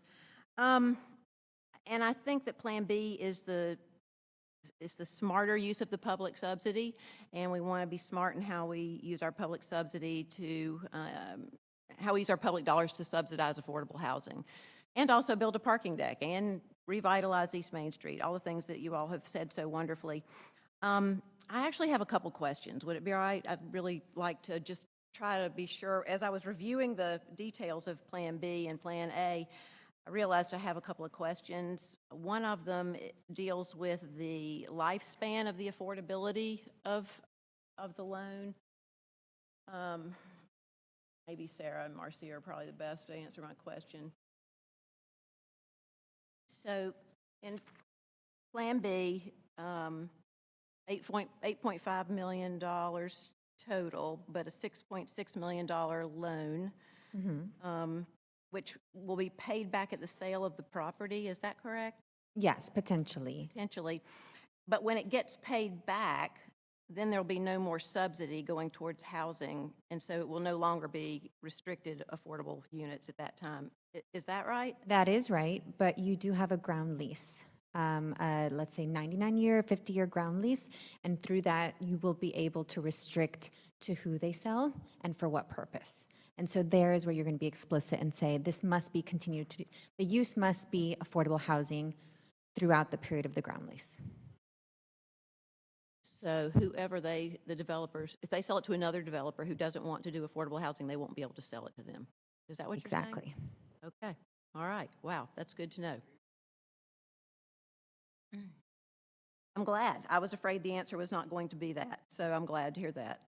And then the other point or I want to make or question I want to ask has to do with the true cost of each affordable unit, because I think it's really important for us to state that number explicitly, because it's a large number, and to be sure that we're not baking some of the cost into parking, which is kind of what I feel like we've been doing now. And so right now, with the $8.5 million for public subsidy for 277 units, that would be about $31,000 per affordable unit. Yes, so if looking at just the loan and the grant. Exactly, looking at just the loan and the grant. But that does not include parking, because we haven't really talked a lot about parking. But we know that for each of the 277 units, we will have to subsidize parking spaces. Yes. And the state law or rule is usually 1.5 parking spaces per affordable unit, but we might be able to get a better deal and have 0.75 spaces per unit. 0.751, around there. See, I learned a lot from you guys when you talked to me that day. Good. And so if it's 1 space per unit, that'd be $24,000 we'd need to add on to the cost of each affordable unit.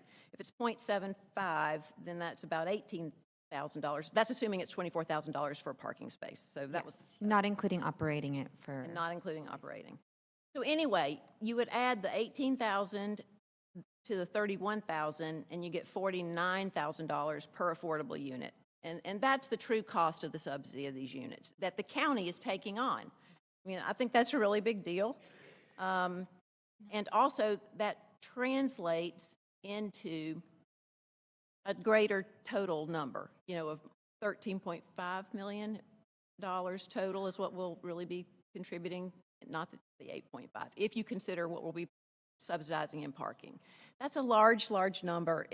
It's definitely something that we should do, because I think there are public benefits in having the government be sure our people are housed. Housing is connected to health, and housing is connected to educational attainment and jobs. And so we invest on the front end, we'll be reaping benefits on the back end. But I just think it's really important to state that the number is actually greater than 8.5 million. Did I get the number right, the 13.5 million? I believe so off the top of my head. I'm without my stuff, but it sounds right, yes. Look at what the county's doing. I mean, I just feel like this is such a big lift, and I'm proud of us for doing it. I want the community to recognize exactly the impact of this. I could just say, there will be some sharing of the parking with the day uses and the housing. And so we benefit from that calculations. They may not be able to count it explicitly for the affordable units, depending on the financing, but for the market rate, we can offset. And so the bottom line is we get a little bit of we get extra duty, which is very important. Garage parking in downtowns, very expensive. But if you can use that space multiple times during the day, then you're getting extra value out of that expenditure. I just wanted.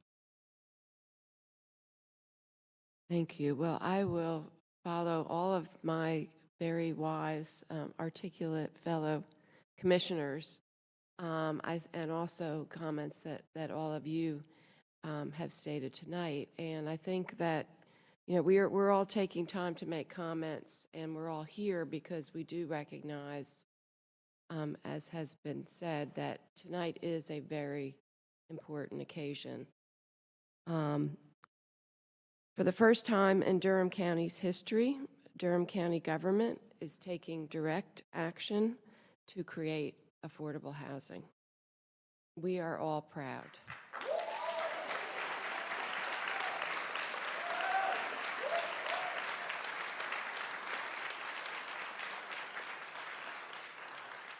By pursuing a relatively new tool available to county governments, we are pursuing a private-public partnership that will result in at least 277 units of affordable housing. We are leveraging county service parking lots and plans already in the works for parking decks for staff and residents receiving county services to help address the affordable housing crisis in Durham. I want to thank all those who have been involved in the process thus far. The Development Finance Institute out of UNC School of Government, Sarah and Marcia, Marcia was not pregnant when we first started this, so it's been at least 9 months, has been intent in making sure that the interests of the public are put first every step of the way as we pursue this new type of model. I want to thank all those residents who came to small group meetings, spoke at the Board of County Commissioners public meetings, sent emails, or gave input in online surveys. We listened and we heard you loud and clear. We are making affordable housing the priority. We are activating East Main Street, and we know you want a daycare or a grocery store. And while this is a huge milestone event for Durham County government, it is also consistent with Durham County's efforts of continually investing in the revitalization of downtown Durham.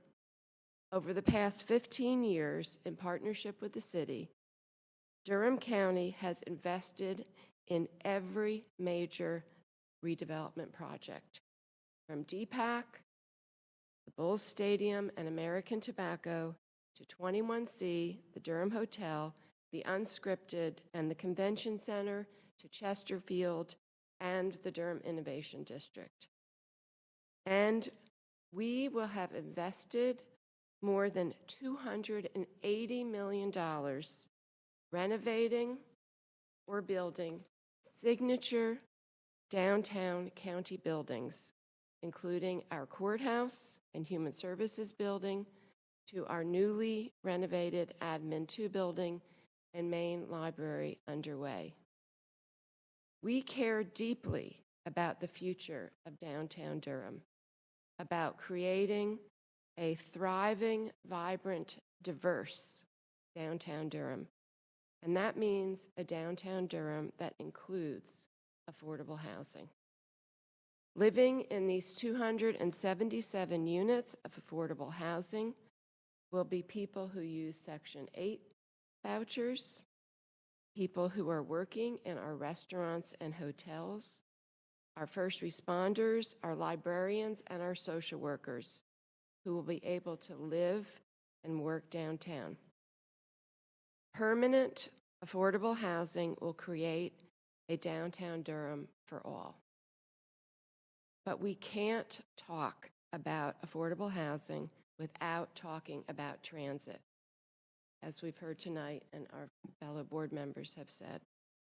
They go hand in hand. Donna was talking about it too when she was up here, Donna and Robin.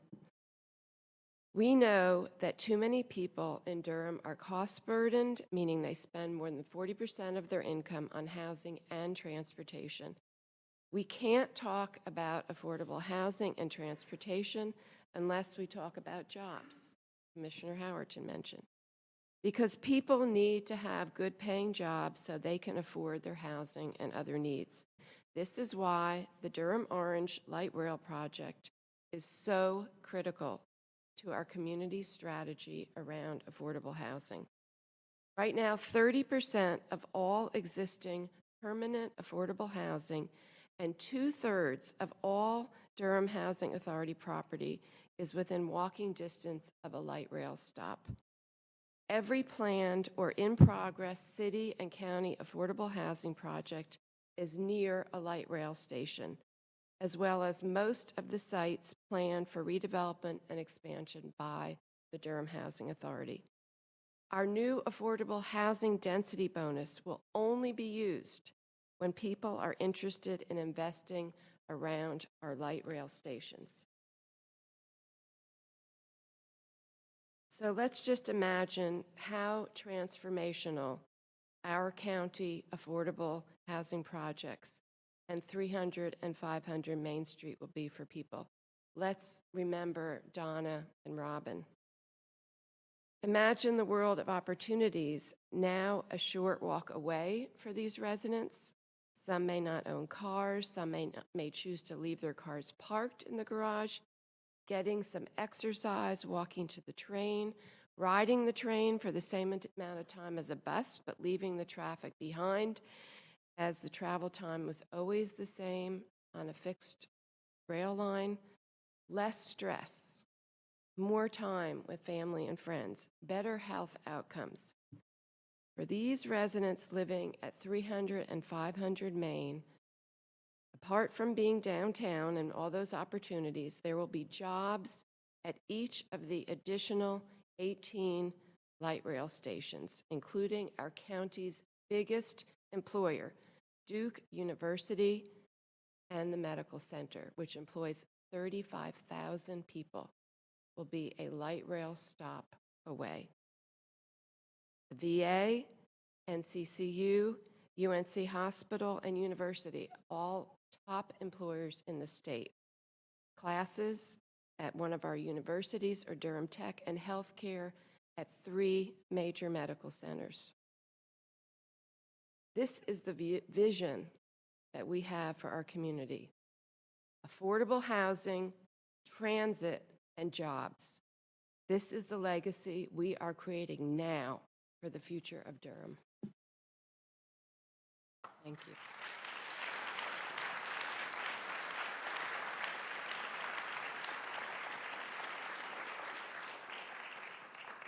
Madam Chair, I move that we support Plan B, adopt Plan B, the development plan for 300, 500 Main Street. Are we ready for a motion? Moved by Commissioner Carter, seconded by Commissioner Howerton. All those in favor, please say aye. Aye. And the motion is unanimously approved. Thank you.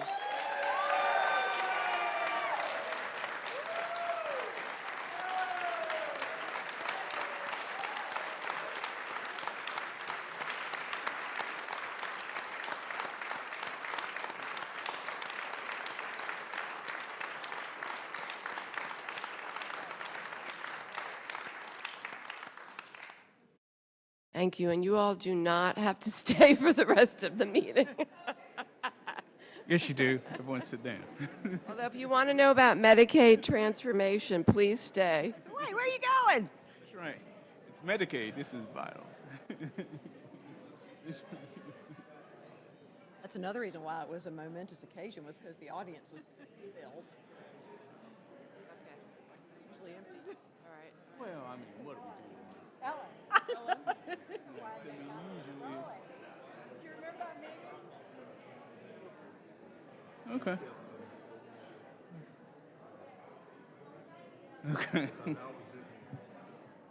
Okay. Right. Right. Sure, you can come back. It's just gonna be double. Yeah, sure. You pay double, you can come back. Yeah. Right. Right. Right. Okay. Got a little carried away. Let's do that, Larry. I'll be here. Okay. I just, thank you, Ellen. Thank you. Thank you. Okay, well, you know what? It passed, yes. And the expansion of the EAB also passed.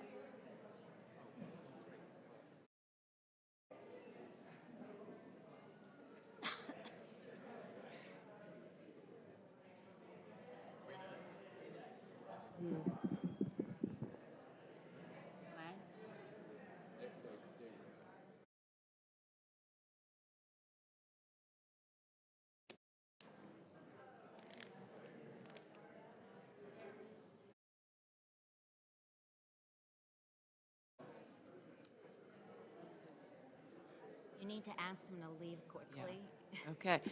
Okay, we're going to move forward with our update on Medicaid transformation.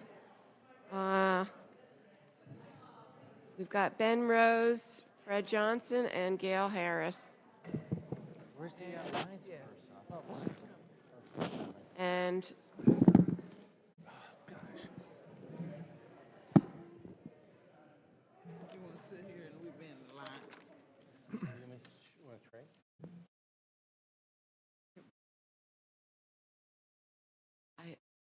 okay, I figure you're with Alliance. Thank you. And we have Sarah Wilson with Alliance Behavioral Health as well. Thank you. Ready? Yep. Okay, good evening. You've had quite an exciting meeting, and now you get to hear about Medicaid transformation. Everyone leaves. So, but thank you for this opportunity to come and speak on this topic. It is reality. It is coming. So we wanted to try to give you a very high-level view of what we're going to be potentially seeing with Medicaid transformation, and then try to answer any questions, understanding it's a very fluid situation as we go along. Some of the biggest takeaways that I think is most important to remember with Medicaid transformation is, number one, the purpose of this legislation was to control Medicaid spending. And that's what they're trying to do. They're basically capping the system. Medicaid will no longer be looked at as an entitlement, but it's a capped spending that will basically, hopefully, manage better health outcomes for the recipients receiving it. Basically, Medicaid in this process is being privatized. So that's another important takeaway to remember. And it is very much outcome-driven now with the model that they are trying to develop. There are really 5 major goals with Medicaid transformation: to create an innovative and integrated and well-coordinated system of care is the first and most important goal; to support clinicians, providers, and beneficiaries during the transition process and afterwards; to promote access to care. That is another big important aspect of Medicaid transformation, is to improve access to care; to promote quality and value, which again goes back towards maintaining and capping costs, but still providing quality services; and to ensure a successful managed care program. Those are the 5 primary goals that have come from Medicaid transformation. We're going to talk a little bit tonight about plans. So we've talked about the Medicaid's being privatized. So you have to think of Medicaid now like you think of your own private insurance in a lot of ways. They're basically going to be commercial plans or prepaid health plans that recipients will choose, and they will basically have insurance with that plan, and they will work directly with that insurance carrier. They will no longer work with DMA or whatever they call it now. They've changed the title, the name of the organization at the state level. There will be provider-led entities, which are, Fred will talk a little bit more about that as well too. And there will be tailored plans that will actually provide specialized coverage for those with extreme mental health conditions or developmental delay issues. In terms of social services, I wanted to hit mostly on that for my presentation. And basically, our role will continue to be the same. It really will not change that much. We will continue to provide eligibility determination. Eligibility rules are not changing with Medicaid transformation. Eligibility will still be based on income and resources, just as we do it now. But what we will be doing is when we determine someone eligible, we will be working with the broker to get them a plan chosen. So we'll probably be doing some coordination with the broker. But for the most part, our role in DSS will really not change that much. If a recipient does not choose a plan, they will be basically assigned a plan by the broker. So that will be something we'll have to do a lot of education with in terms of our clients that receive Medicaid services. The one caveat in this Medicaid transformation is, as you know, there is Medicaid transportation services. So those that receive Medicaid can qualify for transportation services if they do not have a means or ways to get themselves to medical appointments. This service, this part of what we do now, and basically we coordinate that within DSS, it will start to shift to the prepaid health plans. It will become their responsibility. Now, there will be carve-outs, and we will still serve the populations that are not covered by the prepaid health plans. But basically, this will become a function of the prepaid health plans to basically coordinate and provide that transportation support. But that'll be something over time that DSS slowly does withdraw from in terms of providing a service.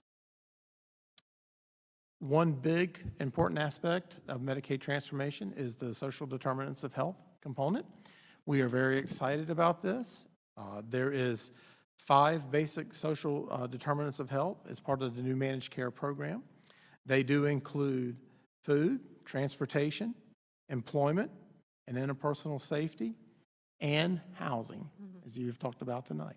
So basically, there will be Medicaid clients will have social determinant assessments conducted, and they will be referred by the prepaid health plans to get services if they find there are issues and challenges within these areas. So we're very excited about that. That is a very positive aspect of Medicaid transformation, and hopefully will lead to better health outcomes for our citizens. So quality and value and care improvement is really the outcomes that we're seeking with Medicaid transformation. A lot of the changes that will be occurring will kind of be on the back end in terms of how funds flow and how providers interact with the prepaid health plans. And our resident expert, Mr. Fred Johnson, is going to talk to you about that. Thank you, Ben. Good evening. I'm Fred Johnson. I'm the director of Northern Piedmont Community Care, which is a primary care case management system that's been in operation for 20 years. We, both Ben and Gail and Rob Robinson sit on our board, as well as every primary care practice in Durham. I want to work backwards and start with a landmark decision by CMS with respect to the social determinants of health. And one that I know it's dear to Ellen Reckow because she's been so active over the years with ACEs and early education. And I will send you the letter if you don't have it. In the Medicaid letter to the state of North Carolina, the CMS director specifically points out that under the aegis of interpersonal violence is toxic stress, and that they are looking forward to our state, which they believe is the most innovative plan in the country, to develop some strategies around childhood toxic stress. That has never been stated before by CMS. So it's the first time in the nation that they have qualified interpersonal violence to include childhood toxic stress. And tomorrow night, you're all welcome. We're part of a work group around social determinants of health, and tomorrow night, Betsy Tilson is coming to our meeting to talk more about this, what is now they're calling healthy opportunities. And it's at 5:30, second floor, on one of the conference that Betsy's going to. We've put together a Durham work group. Sally Wilson and Gina Upchurch has been very good at coordinating us and bringing a lot of folks from Durham together to talk about strategies, because there will be a phenomenal opportunity here there's going to be 2 to 4, as you know, that we have received a $630 million commitment from the state. And Mandy has raised she's the Secretary of Health and Human Services, has raised foundation money. It's almost closer to $1 billion that over a 5-year period, they will invest in pilots in 2 to 4 regions around strategies with those domains: housing, transportation, non-medical transportation, food security, and interpersonal violence. And that's when they mentioned they would like to see some pilots around early childhood toxic stress. Very cool.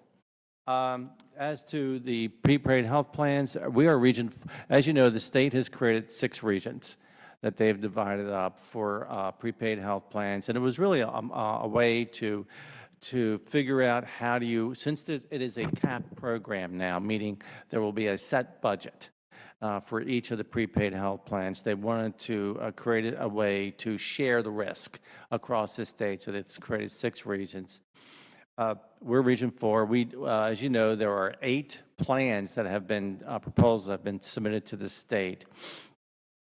They will select 4 statewide PHPs. We know of at least one of those plans will be a regional PL, a prepaid health plan that it was submitted for 4, 5, and 6. And so our region could have up to 6 plans that a beneficiary can select. They also made a requirement that no plan can have more than 40% of the market. Now, that doesn't mean 40% of a county, just 40% of the market within that total region. And our region goes fundamentally from Cumberland to Virginia, Orange County to Wilson, if you want to think of our region. So within that region, none of the plans can have more than 40% of the market. So there will be multiple plans within a practice. One of the things that the state did that was very unique as well to try to minimize confusion and frustration, particularly in the first year, is that they standardized accreditation, meaning that the state will credit the provider, which is what they do now in Medicaid, in its basic form that you do through NC Fast. So in other words, the plans will not be accrediting each provider. The state will accredit the provider. The state has also standardized the formulary. For those who've worked at Lincoln or know formularies, that's basically the pharmacy plan. That is standardized, so each plan cannot create their own. They have some wiggle room within the plan, but very little.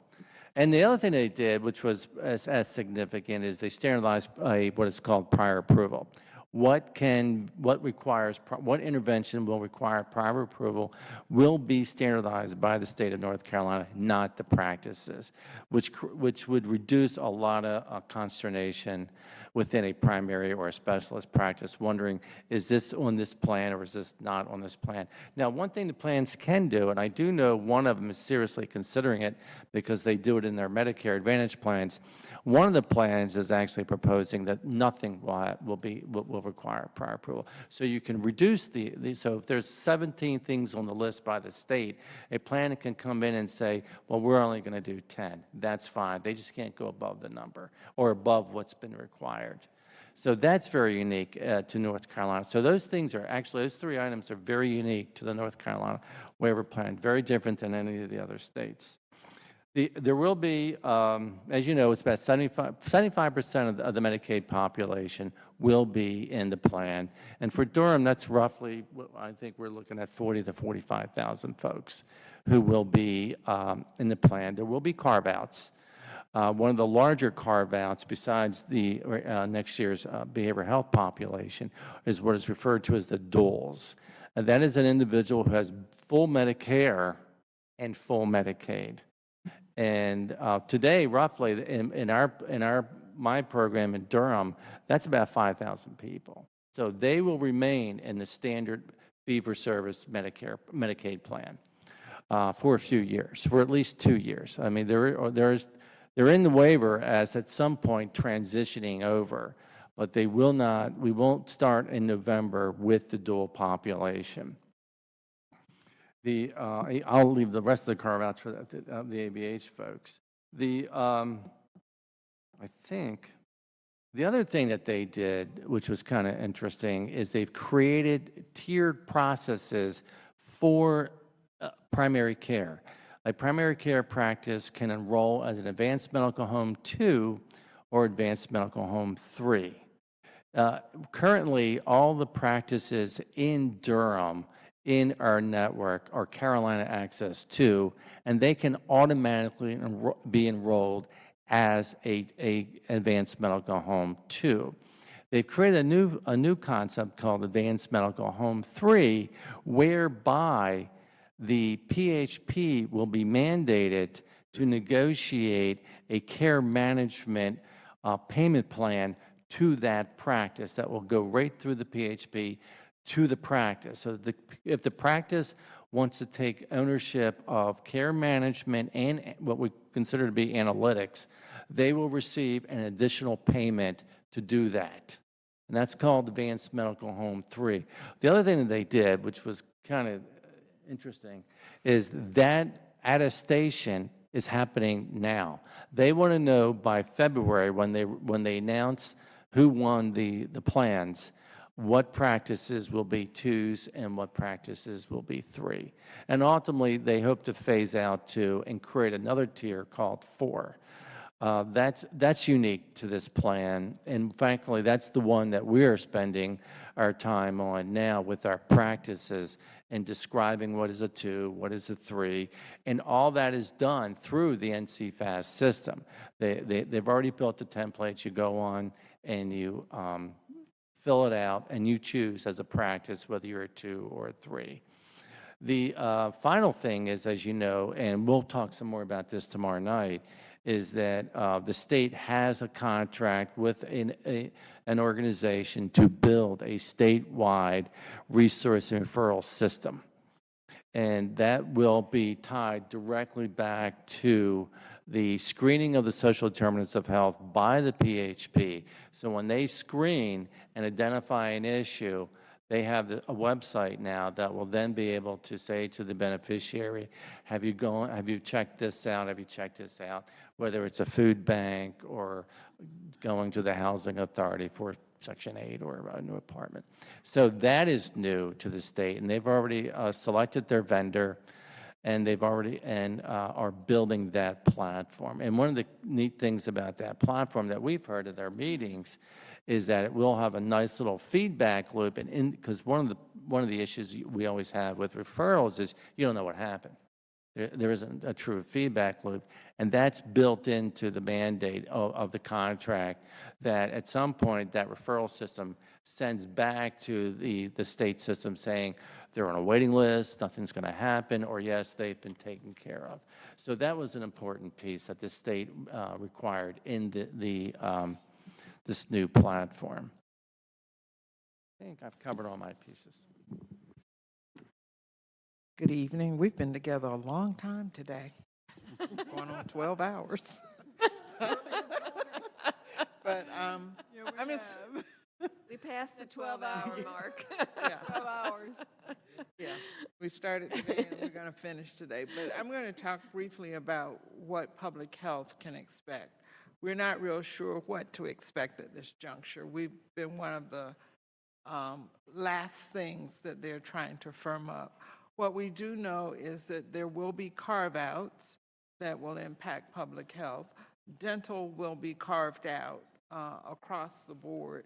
And from what the chair of our Board of Health, who is a dentist, tells us, that will be short-lived once they figure out how to make the other pieces of the puzzle work. So we will still have fee-for-service for dental services. We will also still be doing OB care management and care coordination for children for 2 years. And then it will be put up for a competitive bid. So the PHPs can, select other entities to do that care management piece. We're also gearing up to do more care management or case management. There's going to be some training at the health directors meeting on Thursday to talk more about that piece. Because we have an OB clinic, we could qualify for an advanced medical home. And rather than doing our own analytics and being responsible for all those details, there is an entity called a clinic integrated network. Mm-hmm. Yeah, clinical integrated network can be the broker for that piece for us. And all health departments have been approached by many entities, different insurance companies, different entities who are forming prepaid health plans or either clinical integrated networks. There is no exclusivity. You can sign up with as many providers, plans that you want to, that approach you in order to ensure that you capture the population that's in your region or that comes to your department. So we have worked with the Health Directors Association, and we've been a part of collective letters of intent to sign. Nothing is binding at this juncture. We've been approached by Ambetter, the marketplace insurance for residents in Durham County and Wake County to ensure that they'll be able to access Duke providers, because Blue Cross provider coverage is only including UNC providers for the Durham and Wake residents. So we have signed up or have been presented with a contract, and the attorneys are reviewing that. There still will be some fee-for-service for some of the programs that public health traditionally provides. There will be no longer a cost settlement available, and in past years we've been getting $1.4, $1.3, $1.5 million. Cost settlement goes away for everybody except federally qualified health centers. It will even go away for hospitals. But in the conversations that DMA has held with the health directors, they've said that there will be a special payment paid through the prepaid health plans to health departments to make up for the difference. I don't know how that works, and they're not working on that right now, I don't think, because the timetable for all of this rolling out is probably the February of 2020. Is that right? November 1, 2 regions. Yeah. Yeah, so it's a little ways down the road. But we are trying to make an effort to be available, and we will continue to provide the OB care, and so we will be sure to sign up with an entity as soon as they know who the players are.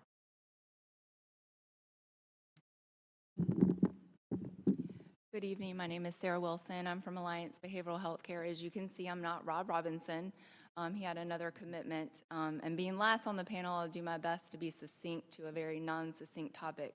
I'm trying to get good at that. Commissioner Carter can attest to that. She's on our board at Alliance. So the things that I want to focus on that haven't already been touched on, some of the big pieces, and this is specific to what the department is referring to as the behavioral health IDD tailored plans. So you've heard references this evening to carve-outs.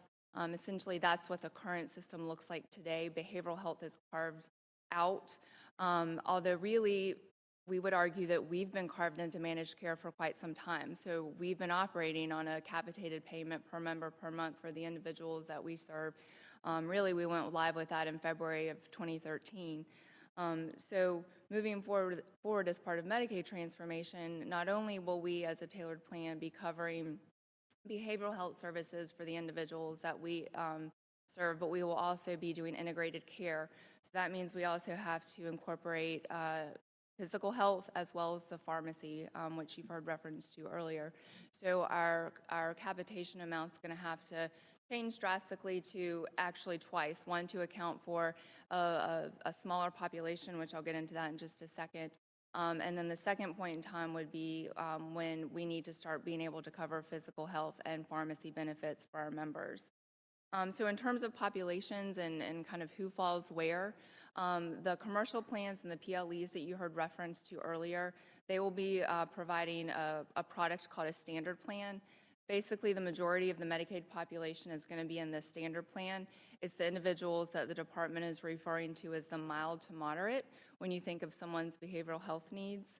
And there's a lot of work being done currently both at the department level and through the LME MCOs to try to make some determinations around what that means, because a diagnosis alone doesn't necessarily make you mild to moderate. It really gets more into an individual's functional impairments and the services that they need to utilize and that kind of thing. So in the tailored plan portion, which is what Alliance is going to be responding to offer, that really gets into more of the individuals that have severe behavioral or severe mental health needs, individuals with intellectual and developmental disabilities, and individuals with traumatic brain injuries. Those were essentially the people that will be in this tailored plan when they go live. And then the other piece that I referenced are the services. So there are about 13 services, behavioral health services that Alliance and other LME MCOs have to provide coverage for today. those services also will have to be covered by the standard plans. And really, those are more your services that are based in crisis response and services that someone's going to need to access somewhat quickly and not have time to kind of have to toggle back and forth between moving from the tailored plan to the standard plan. But the remainder of the behavioral health services that we provide today, we will provide and offer coverage for moving forward as we go live with tailored plans. So I'd say from the LME MCO perspective, those are the big pieces, is that we will be offering integrated care. There's some additional state legislation that has to happen in order for that to be able to happen, because right now only LME MCOs can do that. The populations that we'll be serving will be smaller. It'll be fewer than the people that we serve today, but that'll be the people with the most intensive behavioral health and support needs, and then the services that we're providing today. So welcome any questions. Well, I can just say that I am absolutely, completely confused and overwhelmed. I'm sitting here thinking about the average person who's going to be having to actually be served and taken care of. So, It really will make you mad if you think about that. yeah, Commissioner Horton. I have a couple of questions. Well, good for you if you can articulate them into questions. Okay, Madam Chair, let's see. So how will DHHS, how will the plan ensure accountability and compliance with those that are awarded contracts operate in North Carolina? Can you answer? You mean how the state has set up a new agency to do that?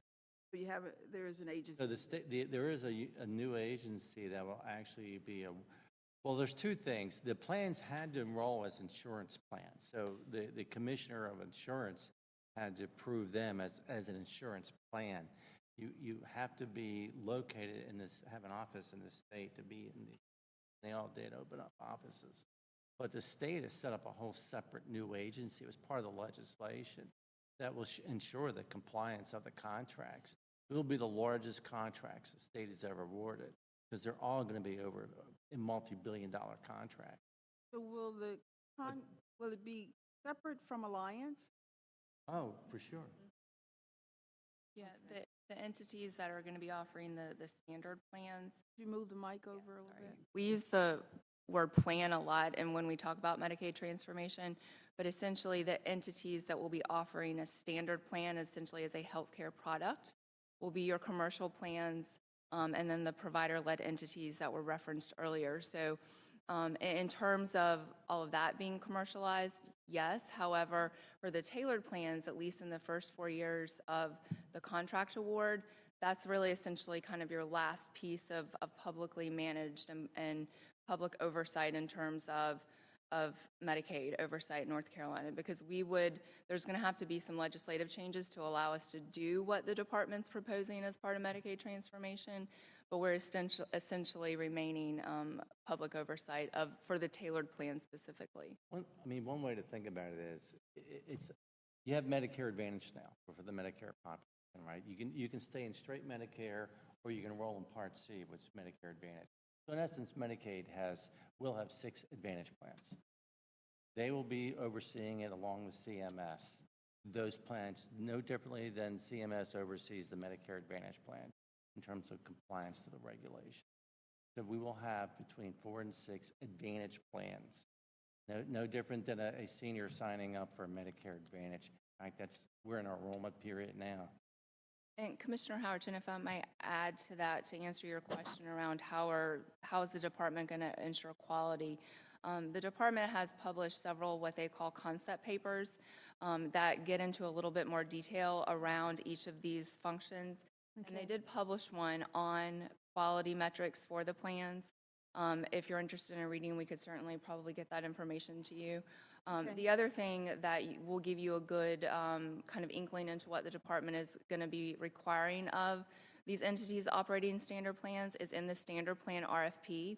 They have several sections and pages that do nothing but outline the metrics that the plans are going to have to be able to track and account and report to the department on in terms of how is care being managed and are people being cared for and do they have good health outcomes? And their rates cannot go lower than any rate that exists today. That's in the requirement. As you pointed out, there are a series of white papers where they go through the provider network. There's rules around their provider network, what they have to have as a provider network. And again, working with these plans over the last, before they submit it, they all operate in other states.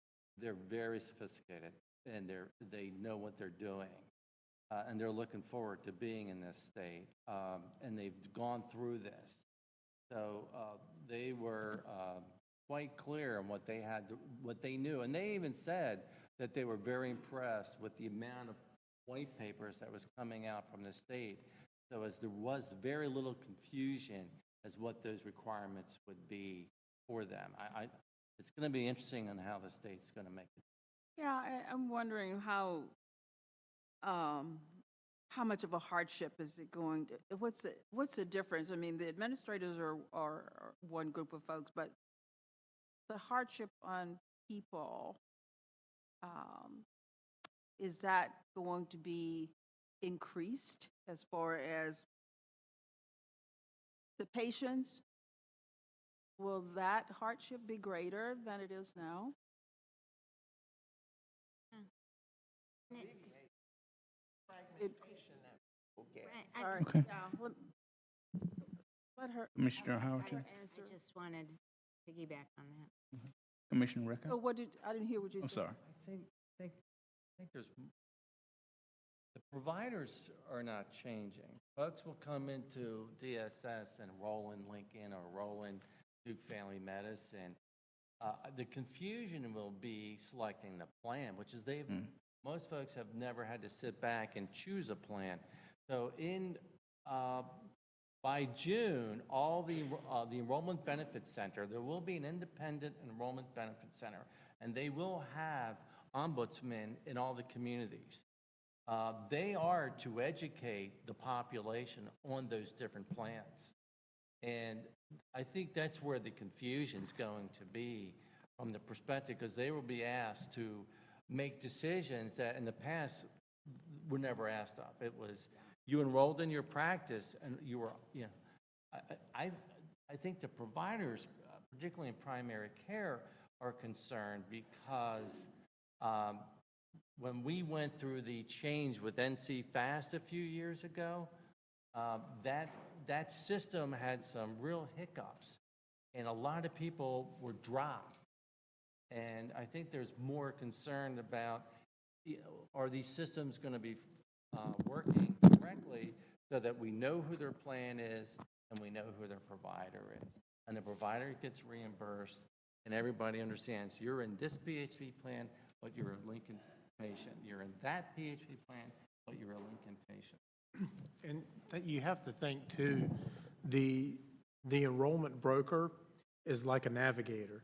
So they're basically going to take a look at that patient, what their needs are, what their diagnoses are, what their issues are, and they will help them navigate the best plan that is out there. It's like when you pick an insurance plan, basically. So they will, that's going to be, I think, one of the biggest changes, as Fred alluded to, but hopefully we'll having this enrollment broker will help ease that transition. So I'll let you talk a minute, and then I'm just gonna, I think we're gonna, because of the time, how late it is, and this is gonna be an ongoing conversation, but I'll let you make one final comment. Okay. I mean, distilling this, isn't the goal here to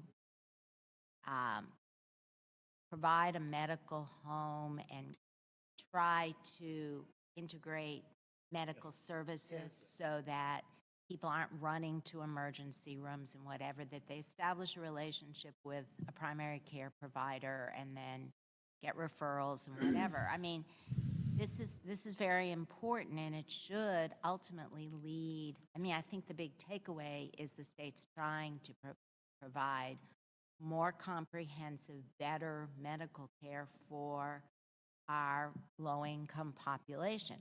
And I had one question, and that is, I had my physical with my medical care provider yesterday morning, and I was really struck, and kind of happily so, that, you know, when they give you a clipboard and a questionnaire, and it used to be all about physical health. But I was really struck when I was there yesterday that they were asking questions about my mental state and my emotional state and whether I had a support network. And I was really pleased about that because it relates to the work that our ACEs task force is doing, where we're trying to take a comprehensive approach. And of course, we're piloting this ACEs work in the OB clinic. And my point being, I would be interested in knowing, as part of this effort to bring in good providers and have them providing high quality care, whether the state and or whether we can all encourage them to take that comprehensive approach and be assessing their patients' full complement needs, physical, emotional, mental health, et cetera, and whether they have support that they need, because if they don't, then maybe that medical care provider can provide a referral. I mean, if there's no one at home to help them. You see what I'm saying? So my question... Let me ask you a question, Ella. What? So does all doctors are supposed to be doing that? Well, it's a best practice these days. Well, these guys have an answer, I think. But I was asking them... Are they? Do you think they're headed in that direction, this comprehensive approach? Yeah, I do. Absolutely. Yeah, I really do. And it's, and even the ACE, well, first off, the PHPs are going to be required to do the social determinants of health screen. Okay. And and in the attestation section particularly for advanced medical home 3, they're specifically asked, will you be doing the ACE screen? So it's even in the attestation form that they are now completing. But there's a complete agreement, I mean, that we need to bring together the physical and behavioral health strategy in these screens. And the PHQ 9, PHQ 2 is mandated now. The PHQ 9 is mandated, which is some of the questions that you mentioned. There are several screens that are now mandated. And we've even rolled out an addiction risk screen for new patients that are being prescribed opioids. Well, I guess I'm just asking that because I just had my physical. They didn't do that. That wasn't done. So I'm asking, is that a process that you are asking all providers to go through? Well, I think there's got to be some work done because So I just want happen. to be aware of the time. We really appreciate all of you trying to give us an overview. I think it got overwhelming when we were getting down into the weeds a little bit, and even the PowerPoint was so full of acronyms. But I think that the point is that we, as Ellen was saying, we're moving toward a different way of providing health care. And certainly, I'm glad to hear that you all are involved in looking at how we can take advantage of some of this pilot money and how we can look at how Durham can be on the cutting edge in terms of implementing some of these practices around social determinants, around ACEs screening. And I just, not to put Sarah Willits on the spot, but she has a big article that's just come out that she's been working on for like a year on foster care. And I think that's a great example of when we think about what's going on, why do we have all these foster care children? Why are all these families that are in crisis? And this type of healthcare system that we're hopefully will be successfully implemented, will hopefully be something that can be preventative and help preserve our families. And so we look forward to getting more information, because what is concerning, though, are some of the impacts to public health, to social services, and we do need to know how those departments are going to be changing. But it's generally a good news story. Right, it is. It absolutely is. It is a good news story. Madam Chair, Yes. I just want to call out some other people who are here from Alliance Behavioral Health, and they're sitting right over there. We have our board chair, Cynthia Benet, and we have Gino, whose last name I can't remember. He's another one of our appointees to the board, though, relatively new, already dove right in, working hard. And Brian Perkins, who is also policy wonk with Alliance Behavioral Health. They're all amazing people. Anyway, they stayed, they cheered for our housing, all that, so. And thank you for being here all this time, too. Thank you. So we look forward to learning more as things progress. Thank you very much. See you later. Okay. Next, we are going to get a pre-K, our quarterly update.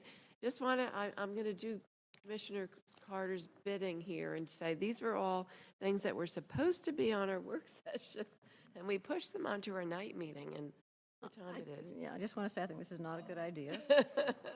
Madam Chair, I suggested a few, and you went 5, so. We have more for November. Well, our work session lasted until 4 on last. Yeah. Aye. And thank you all for sitting here for all this time. Last is not least. Yeah, we'll stand for a minute. I think you should ask for more money in your contract, frankly.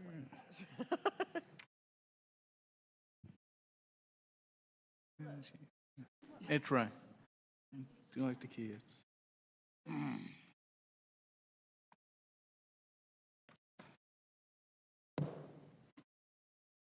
You will all be. Yours just turned red. Okay, so, good evening. Good evening. You will all be grateful to know that as I sat here listening to all the input about housing and all those things, I cut my presentation in half. All right. And Linda, we're warmed up since we sat through a presentation this morning. Yes. I wish I could have been there, and I know that you got the update that we provided for the City Council.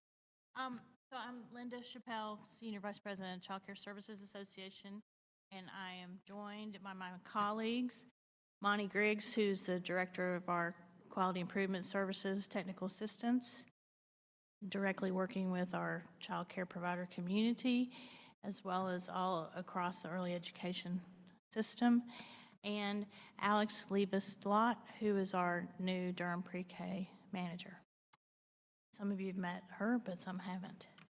So I'm going to, you have before you, we really appreciate the opportunity to talk to you. I know you're tired, and we will try to be short, but I know that you have our quarterly report of activities, and you got an additional update through the City Council meeting this morning.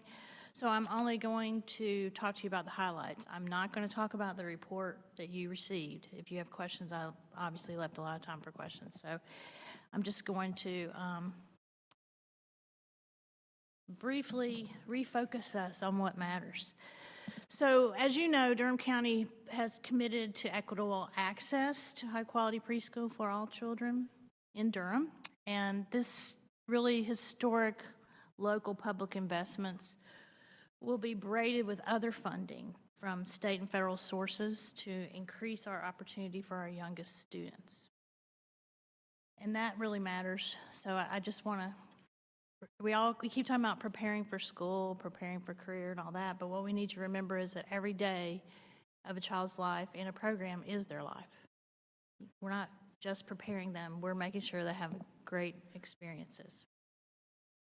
So I just want to remind you that all the research continues to show us, and noted by famous economics specialist, James Heckman, that the research into the investments in early education continues to validate your choice to spend Durham's money on early childhood. So all the money you're spending tonight on housing, that's really important for families, but this other piece also really matters. So where are we? Right now, after years of discussion, we know that Durham began this work many years ago, but in June of 2016, we formed a early childhood task force to study the early childhood system in Durham. We really engaged the community in developing a vision. Now where we are is that we are reviewing and assessing the system and really taking apart every piece of it to try to identify ways to support and strengthen it. So it's just important to remember where we are when you start getting frustrated when you get the quarterly reports from us and you don't see what you're looking for. In terms of progress is happening, but we are very much in the support and strengthen mode right now. So just to remind you, our goals, our main program goals, we're trying to improve classroom instruction, we want to support family engagement, and we are building capacity for high quality. So those are our primary goals. What we're really working on is building the system capacity. So between now and the end of our contract with you, in June of 2020, which is hard for me to say, makes me feel really old. We are working really hard to build system capacity. In Durham, we've chosen to integrate our expansion into the existing NC pre-K system. That program integrates multiple funding streams, as many of you are aware, including federal Title I dollars and Head Start dollars and state NC pre-K dollars, and now our local dollars, under one program, one evidence-informed, high-quality service model. The thing to keep in mind is this work is really hard because we are not starting over. We are trying to build upon our existing system, and if you look at other counties, many of them are not doing that. If you look at Charlotte's model, they have 4 different pre-K programs that are all in silos. We're not doing that. We're trying to be efficient, and it is challenging. We know that decision to integrate our program into the existing NC pre-K program positions Durham to draw down more dollars from the state. So even though it's a lot of work, it is going to be worth it in the long run. I won't go over all these things, but what I'll say is that one of the most important pieces of our system building work is related to supporting teachers. You've heard me talk about that before, but one of the most critical things we can do is attract and retain the highest credentialed early childhood teachers in Durham. Presently, we've been doing a lot of work analyzing what's out there in terms of who's working in Durham now, and we do not have a high number of BK licensed teachers in our early childhood system. So that's a huge focus. Okay, just to remind you from our supply and demand study, we know that 41% of our licensed programs in Durham are 5-star. Some would say, wow, that's great. Not really, 41%. Think about the other that are not. The issue for me is that our work really rests on how high quality our programs are, because we have a public-private model. We want to serve children in private sites as well as our public schools and our Head Start programs, and we need to bring all of the programs up to the highest quality so that we can meet the demand moving forward. So, what does that mean? As we found in that Durham supply and demand study, provider interest is high in becoming a Durham pre-K site. 68% of programs reported in that study that they were interested in becoming a Durham pre-K site. To update you on where we are with that, we issued the RFA in October to the provider community for the what we call the pipeline to Durham Pre-K, which is the quality improvement activities that you are paying for. We had 34 programs apply. We gave you a list of those tonight. And what I would say to you is that of the 34, we could have served them all if resources allowed.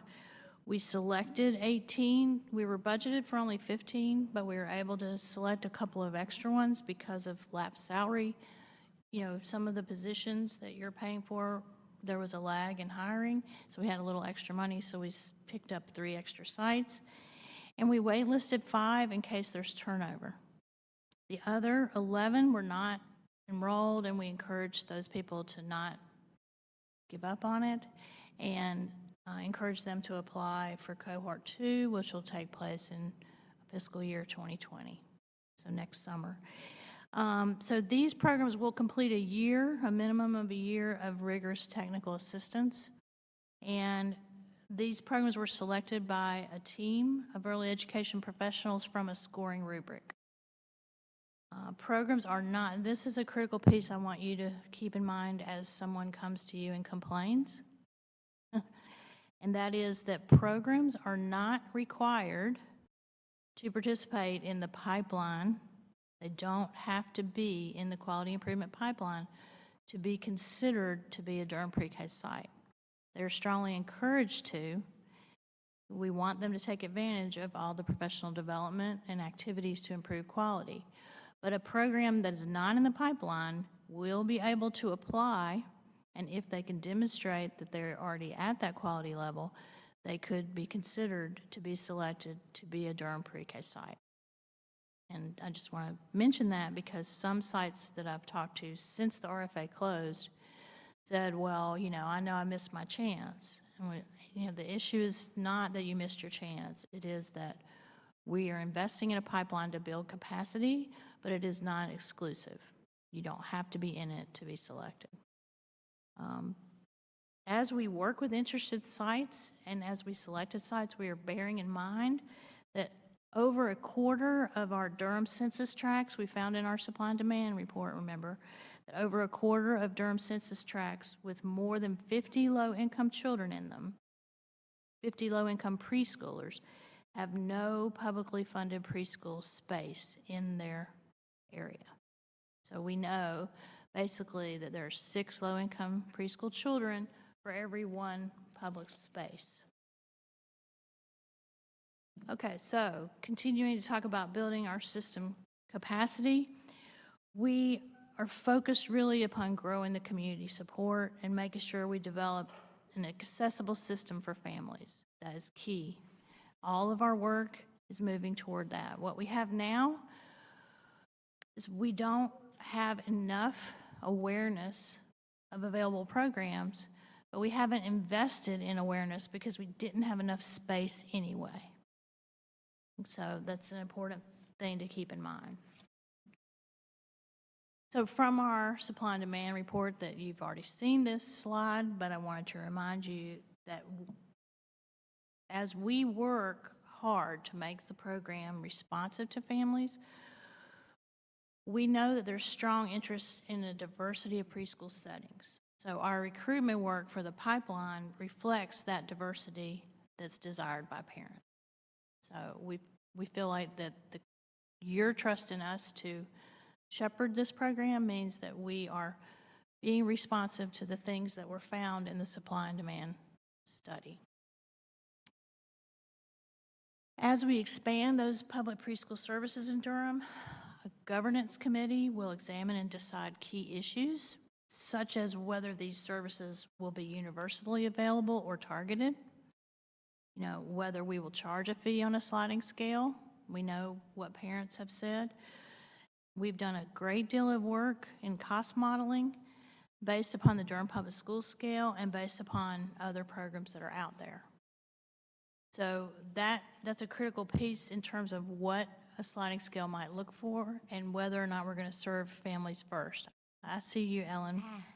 Well, I'm just curious because the plan that you brought forward from the task force recommended an approach, and I thought that's what we were going with.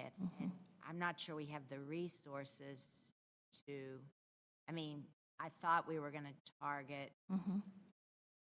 children who were at 200% or so of poverty, and then a sliding scale others. But Yeah, the task force recommended that we prioritize those low-income children, and we are going to, but there are ways, and so when I say that the governance committee will really wrestle with the issue of targeted versus universal, we know that the need, the spaces are many more than we're budgeted for, and the issue becomes, at what point do we open it up for those sliding scale? If we only serve families that are low income in the initial year, like at what point will we open it up to the sliding scale?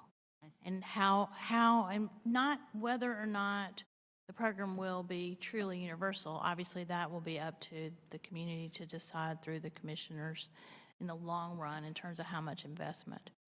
But initially, you know, we don't want to end up with a program that is not balanced in terms of, are we really meeting that need? We have a lot of families who qualify through NC Pre-K, and we want to address that. I'm going to talk a little bit more about the sliding scale, so let me do that, and then if you have further questions, maybe they'll be cleared And I'll up. just add, Linda, I remember you talking about how there's kind of the missing middle too, that there are families that they're not low income enough to qualify for the subsidy, but they can't afford it on their own. So, I mean, Yes. I remember you speaking about that. Yeah, and I will address that a little bit further in just a second. So just to kind of tell you where we are for this year. So remember, we don't have Durham Pre-K spaces coming on board until the winter of 2019. So where we are right now today, this is a kind of a flyover. Remember that the spaces are a moving target, and this is basically based on our best information right now. So what this means is, right now in NC Pre-K, we have 583 spaces that the state is contributing dollars to. 332 of them are in community-based organizations, community preschool programs. 117 of those NC Pre-K spaces are at Durham Public Schools, and 134 are at Durham Head Start. So that's that first line. Those NC Pre-K spaces, the 583, we are getting money from the state for the partial payment of their services right now. Head Start has 191 4-year-olds. All of these are 4-year-olds. 134 of those blended ones refer back up to those children listed under NC Pre-K. Okay? And then Title I dollars, there's 330 children in Title I in Durham Public Schools. Of those 330, 213 are not drawing down NC Pre-K dollars.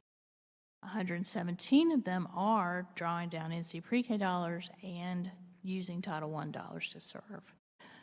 And then with our local funding, your money that you've put into the contract right now, the taxpayers' money, there are currently 331 spaces budgeted for. 144 at Whitted, up to 85 in community-based organizations, and 102 blended spaces. Okay, so that's for this upcoming year. Now, this is the potentially, and the reason there's a range there is that depending upon overlapping funding, children turnover, and that kind of thing, we're potentially estimating between 1,040 and 1,082 unduplicated children for this year. You know, one thing that troubles me is our board, as long as 10 years ago, funded 2 pre-K classes in the Durham schools. Those accounted for anywhere? I remember that from back when I was at Durham Public Schools, and I know that over time there's been huge investments in the public school system. The way that those are tracked, the Durham Public School budget is a large budget and does not track out those spaces that way. So these numbers from them reflect the Title I dollars and the NC Pre-K dollars. And there are, I think it's important to realize that braided funding happens everywhere. And so Durham Public Schools is braiding lots of different funding pieces. So, okay, now, what I would say to you is that this is, if you took a picture of this slide and confronted me with it in 6 months, I'd say, well, that's wrong. Because the reality is that these numbers are a moving target, and what we will do from this year is once they stabilize in the spring, we will bring you back an actual. Many of these are largely estimated. So for example, at Whitted right now, these are spaces, they're not children. At Whitted, they don't have the full 144 children right now. So these are spaces and not children. And how many new NC pre-Ks did we draw down? We actually drew down a good number. There were over 50 that were dropped down from the state. And so Not that many, given the financial commitment. right. I mean, you have to realize that we can only ask, we ask for as many as they'll give us. And I think the reality is that it's, when it's spread across the state. The thing to also realize is that this time, so in November 2018, our NC Pre-K program is almost completely full versus last year this time it was not. So we are making progress. And when I bring you those numbers back, I hope that you will see those months of service as being increased. Okay, so this I just want to show you because you were talking about the financial picture. So this kind of addresses where you were going, Wendy. For the expansion of services, our current thinking is that we will recommend using the HUD regional income limits, which approximate 80% of the Durham, Orange, and Chatham area median income, to begin charging a parent fee. So that space where it says Durham HUD 58,050 as a cutoff, we would charge parent fees on a flat percent of a family's gross monthly income, and we're thinking that we'll recommend a tiered system that starts the flat percent at 5% and then moves to 8% and then 10% of income. And we also will be considering setting a fee cap. The thing this addresses really is that issue of if you really are a middle income family, you cannot afford access to a high quality program. And so we want Durham Pre-K to address that problem, that gap. And so this is where we are right now. These are updated numbers. And you've seen this slide before 2 years ago in the task force, but the numbers look very different now in terms of the eligibility income. Okay. So this looks like a lot of stuff, but basically it reflects our life right now. Got a lot going on. Yes. And frankly, we're in a painful place. The thing I want to say about all this work is that we're talking about collaboration with CCSA, Durham Partnership for Children, Durham Public Schools, Durham Head Start, as well as many other agencies in the community, but those are the major players in terms of service provision. And I just want to remind you that collaboration does not happen by accident. It does not happen by wishful thinking. And the quarterly report that you received just kind of brushes over all the activities.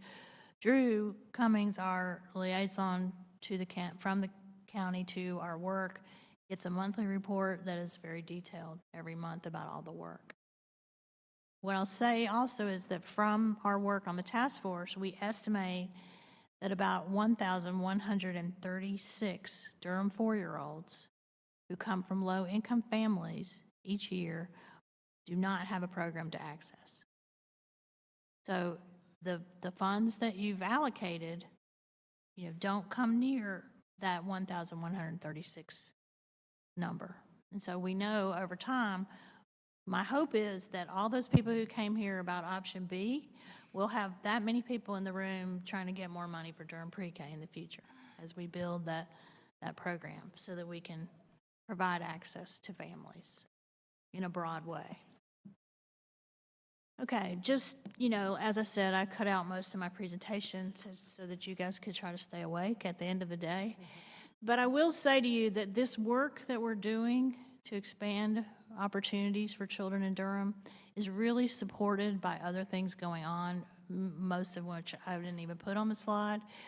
But you know that at the state level, there are initiatives going on, and at the local level, we are leveraging those activities. So for example, the Dolly Parton Imagination Library that's being administered by Durham's Partnership for Children is a free activity for families to access literacy materials, books. And from that, we know that we will be able to make families aware of the expansion of Durham Pre-K. So we're leveraging all those activities.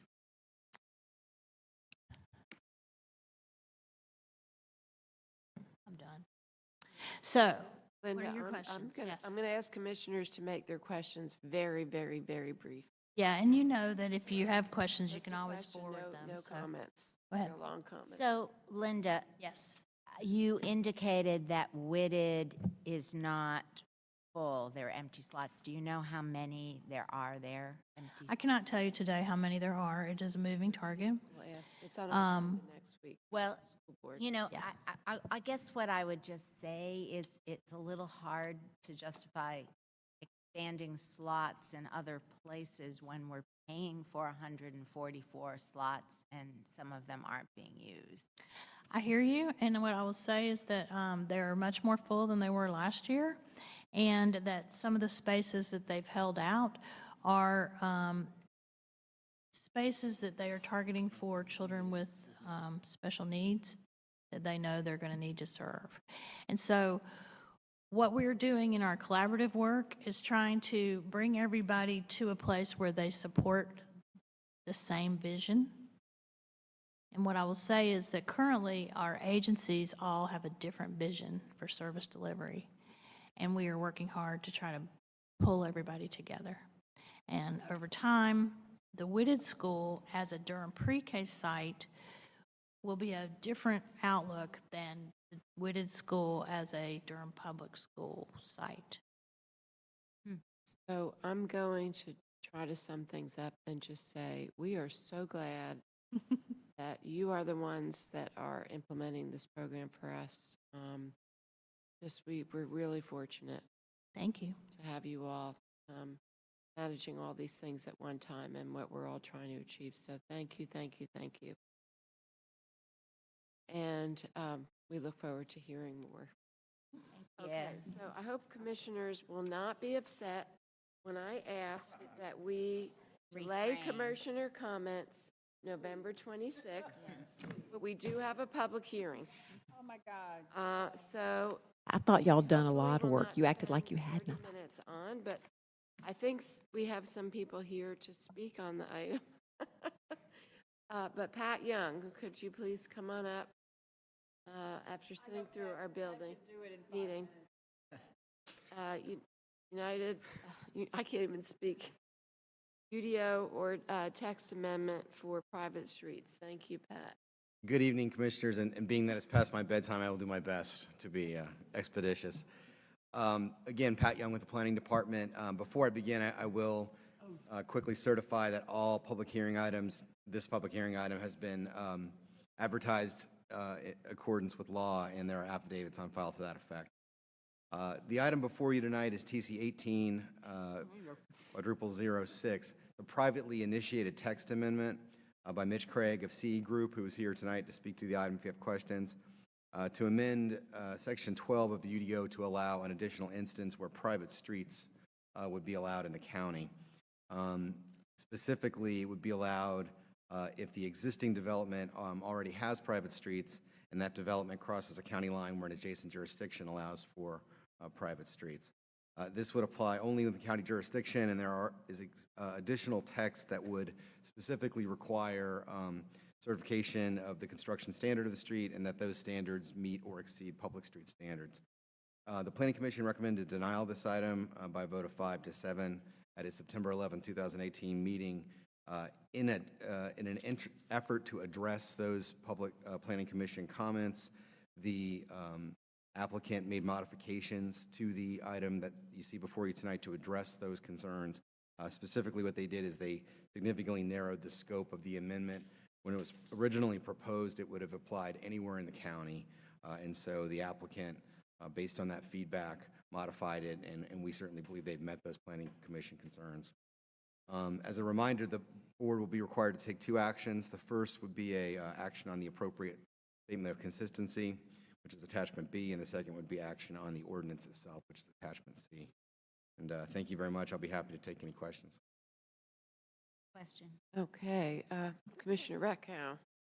So Pat, distilling this down, is this dealing with the somewhat unique circumstance of a subdivision that has private streets and a portion of the subdivision crosses the county line? Is that what we're dealing with here? That's correct. That would be the only instance in which this would apply. All right, so this is a very carved out, it's helping to address a very special circumstance. So that's the situation. Any other questions? Because when I first started reading it, I didn't understand, and it took getting down to the last document or so where you're responding to the objections from the Planning Commission by tailoring it more, and then I saw what was going on. Okay. Any other questions for staff? Commissioner Carter? Tailored it more, but you said that the Planning Commission now feels like their concerns have been addressed. We didn't go back and directly poll or consult them, but their comments were focused on the idea that this represented some liability and risk to the county if it was broadly applied. So what the applicant did is as Commissioner Reckow just suggested, very, very narrowly crafted and tailor it. There aren't any other instances, candidly, at this point in the county where this would apply, other than the applicant's development. And so my question to you, Pat, was going to be, at this point, do you see any cons, any negatives for the county? I know one of the Planning Commission comments was some of the commissioners were about, just HOAs defaulting on their maintenance, and then they try to get NCDOT, but I guess this does say that the roads will have to be built up to NCDOT standards if that did happen. Worst case scenario, I guess. That's correct. So part of what's in this item before you is a requirement that the road be built to or exceeding DOT standards so that DOT could potentially accept the road, and that there are certification criteria by the engineer of record that would hold them liable for any defects in construction if it failed before a reasonable 20, 25-year lifespan. I think those two features significantly really nearly eliminate any significant liability for the county. Are you saying that since the planning these comments did not approve it, gone back to them with something else? We did not take it back to them. Their comments were addressed by the applicant, and since that was equal or better to what the Planning Commission saw, we went ahead and took it straight to you all. The Planning Commission comments were focused almost solely on the idea that if this was applied broadly, there could be liability for the county by folks that, as I think Commissioner Jacobs and Reckow just suggested, the HOA didn't maintain the roads adequately, and they would come to the county looking for assistance. But since it's so narrowly crafted and there are additional certification requirements in here, we believe there's really negligible risk to the county. I'm going to now open the, I'm sorry. Did you have another question? No, I just wanted to be clear for him to restate what he said. I'm fine. So I'm now going to open the public hearing. And I guess we have no one signed up to speak. Seeing that we have no one signed up to speak, I'm going to close the public hearing. Madam Chair, I would move that we adopt the statement of consistency. It's attachment B. Second. Moved by Commissioner Reckow, seconded by Commissioner Carter. All those in favor, please say aye. Aye. Any opposed? And Madam Chair, I would move that we adopt the ordinance amending the Unified Development Ordinance regarding private streets. moved by Commissioner Reckow, seconded by Commissioner Carter. All those in favor, please say aye. Aye. Any opposed? And unanimously approved. Thank you, Pat, for being here all this time, and also to the applicant. And I also want to just commend the Planning Commission members. They had really, really, really detailed comments, and which I think then was a win-win because the applicant went back and changed the language, the request, and we came up with something better. So thank you. Move to adjourn. Okay, moved by Second. Commissioner Howard and seconded by Commissioner Reckow. All those in favor, please say aye. Aye. Any opposed? And we're adjourned.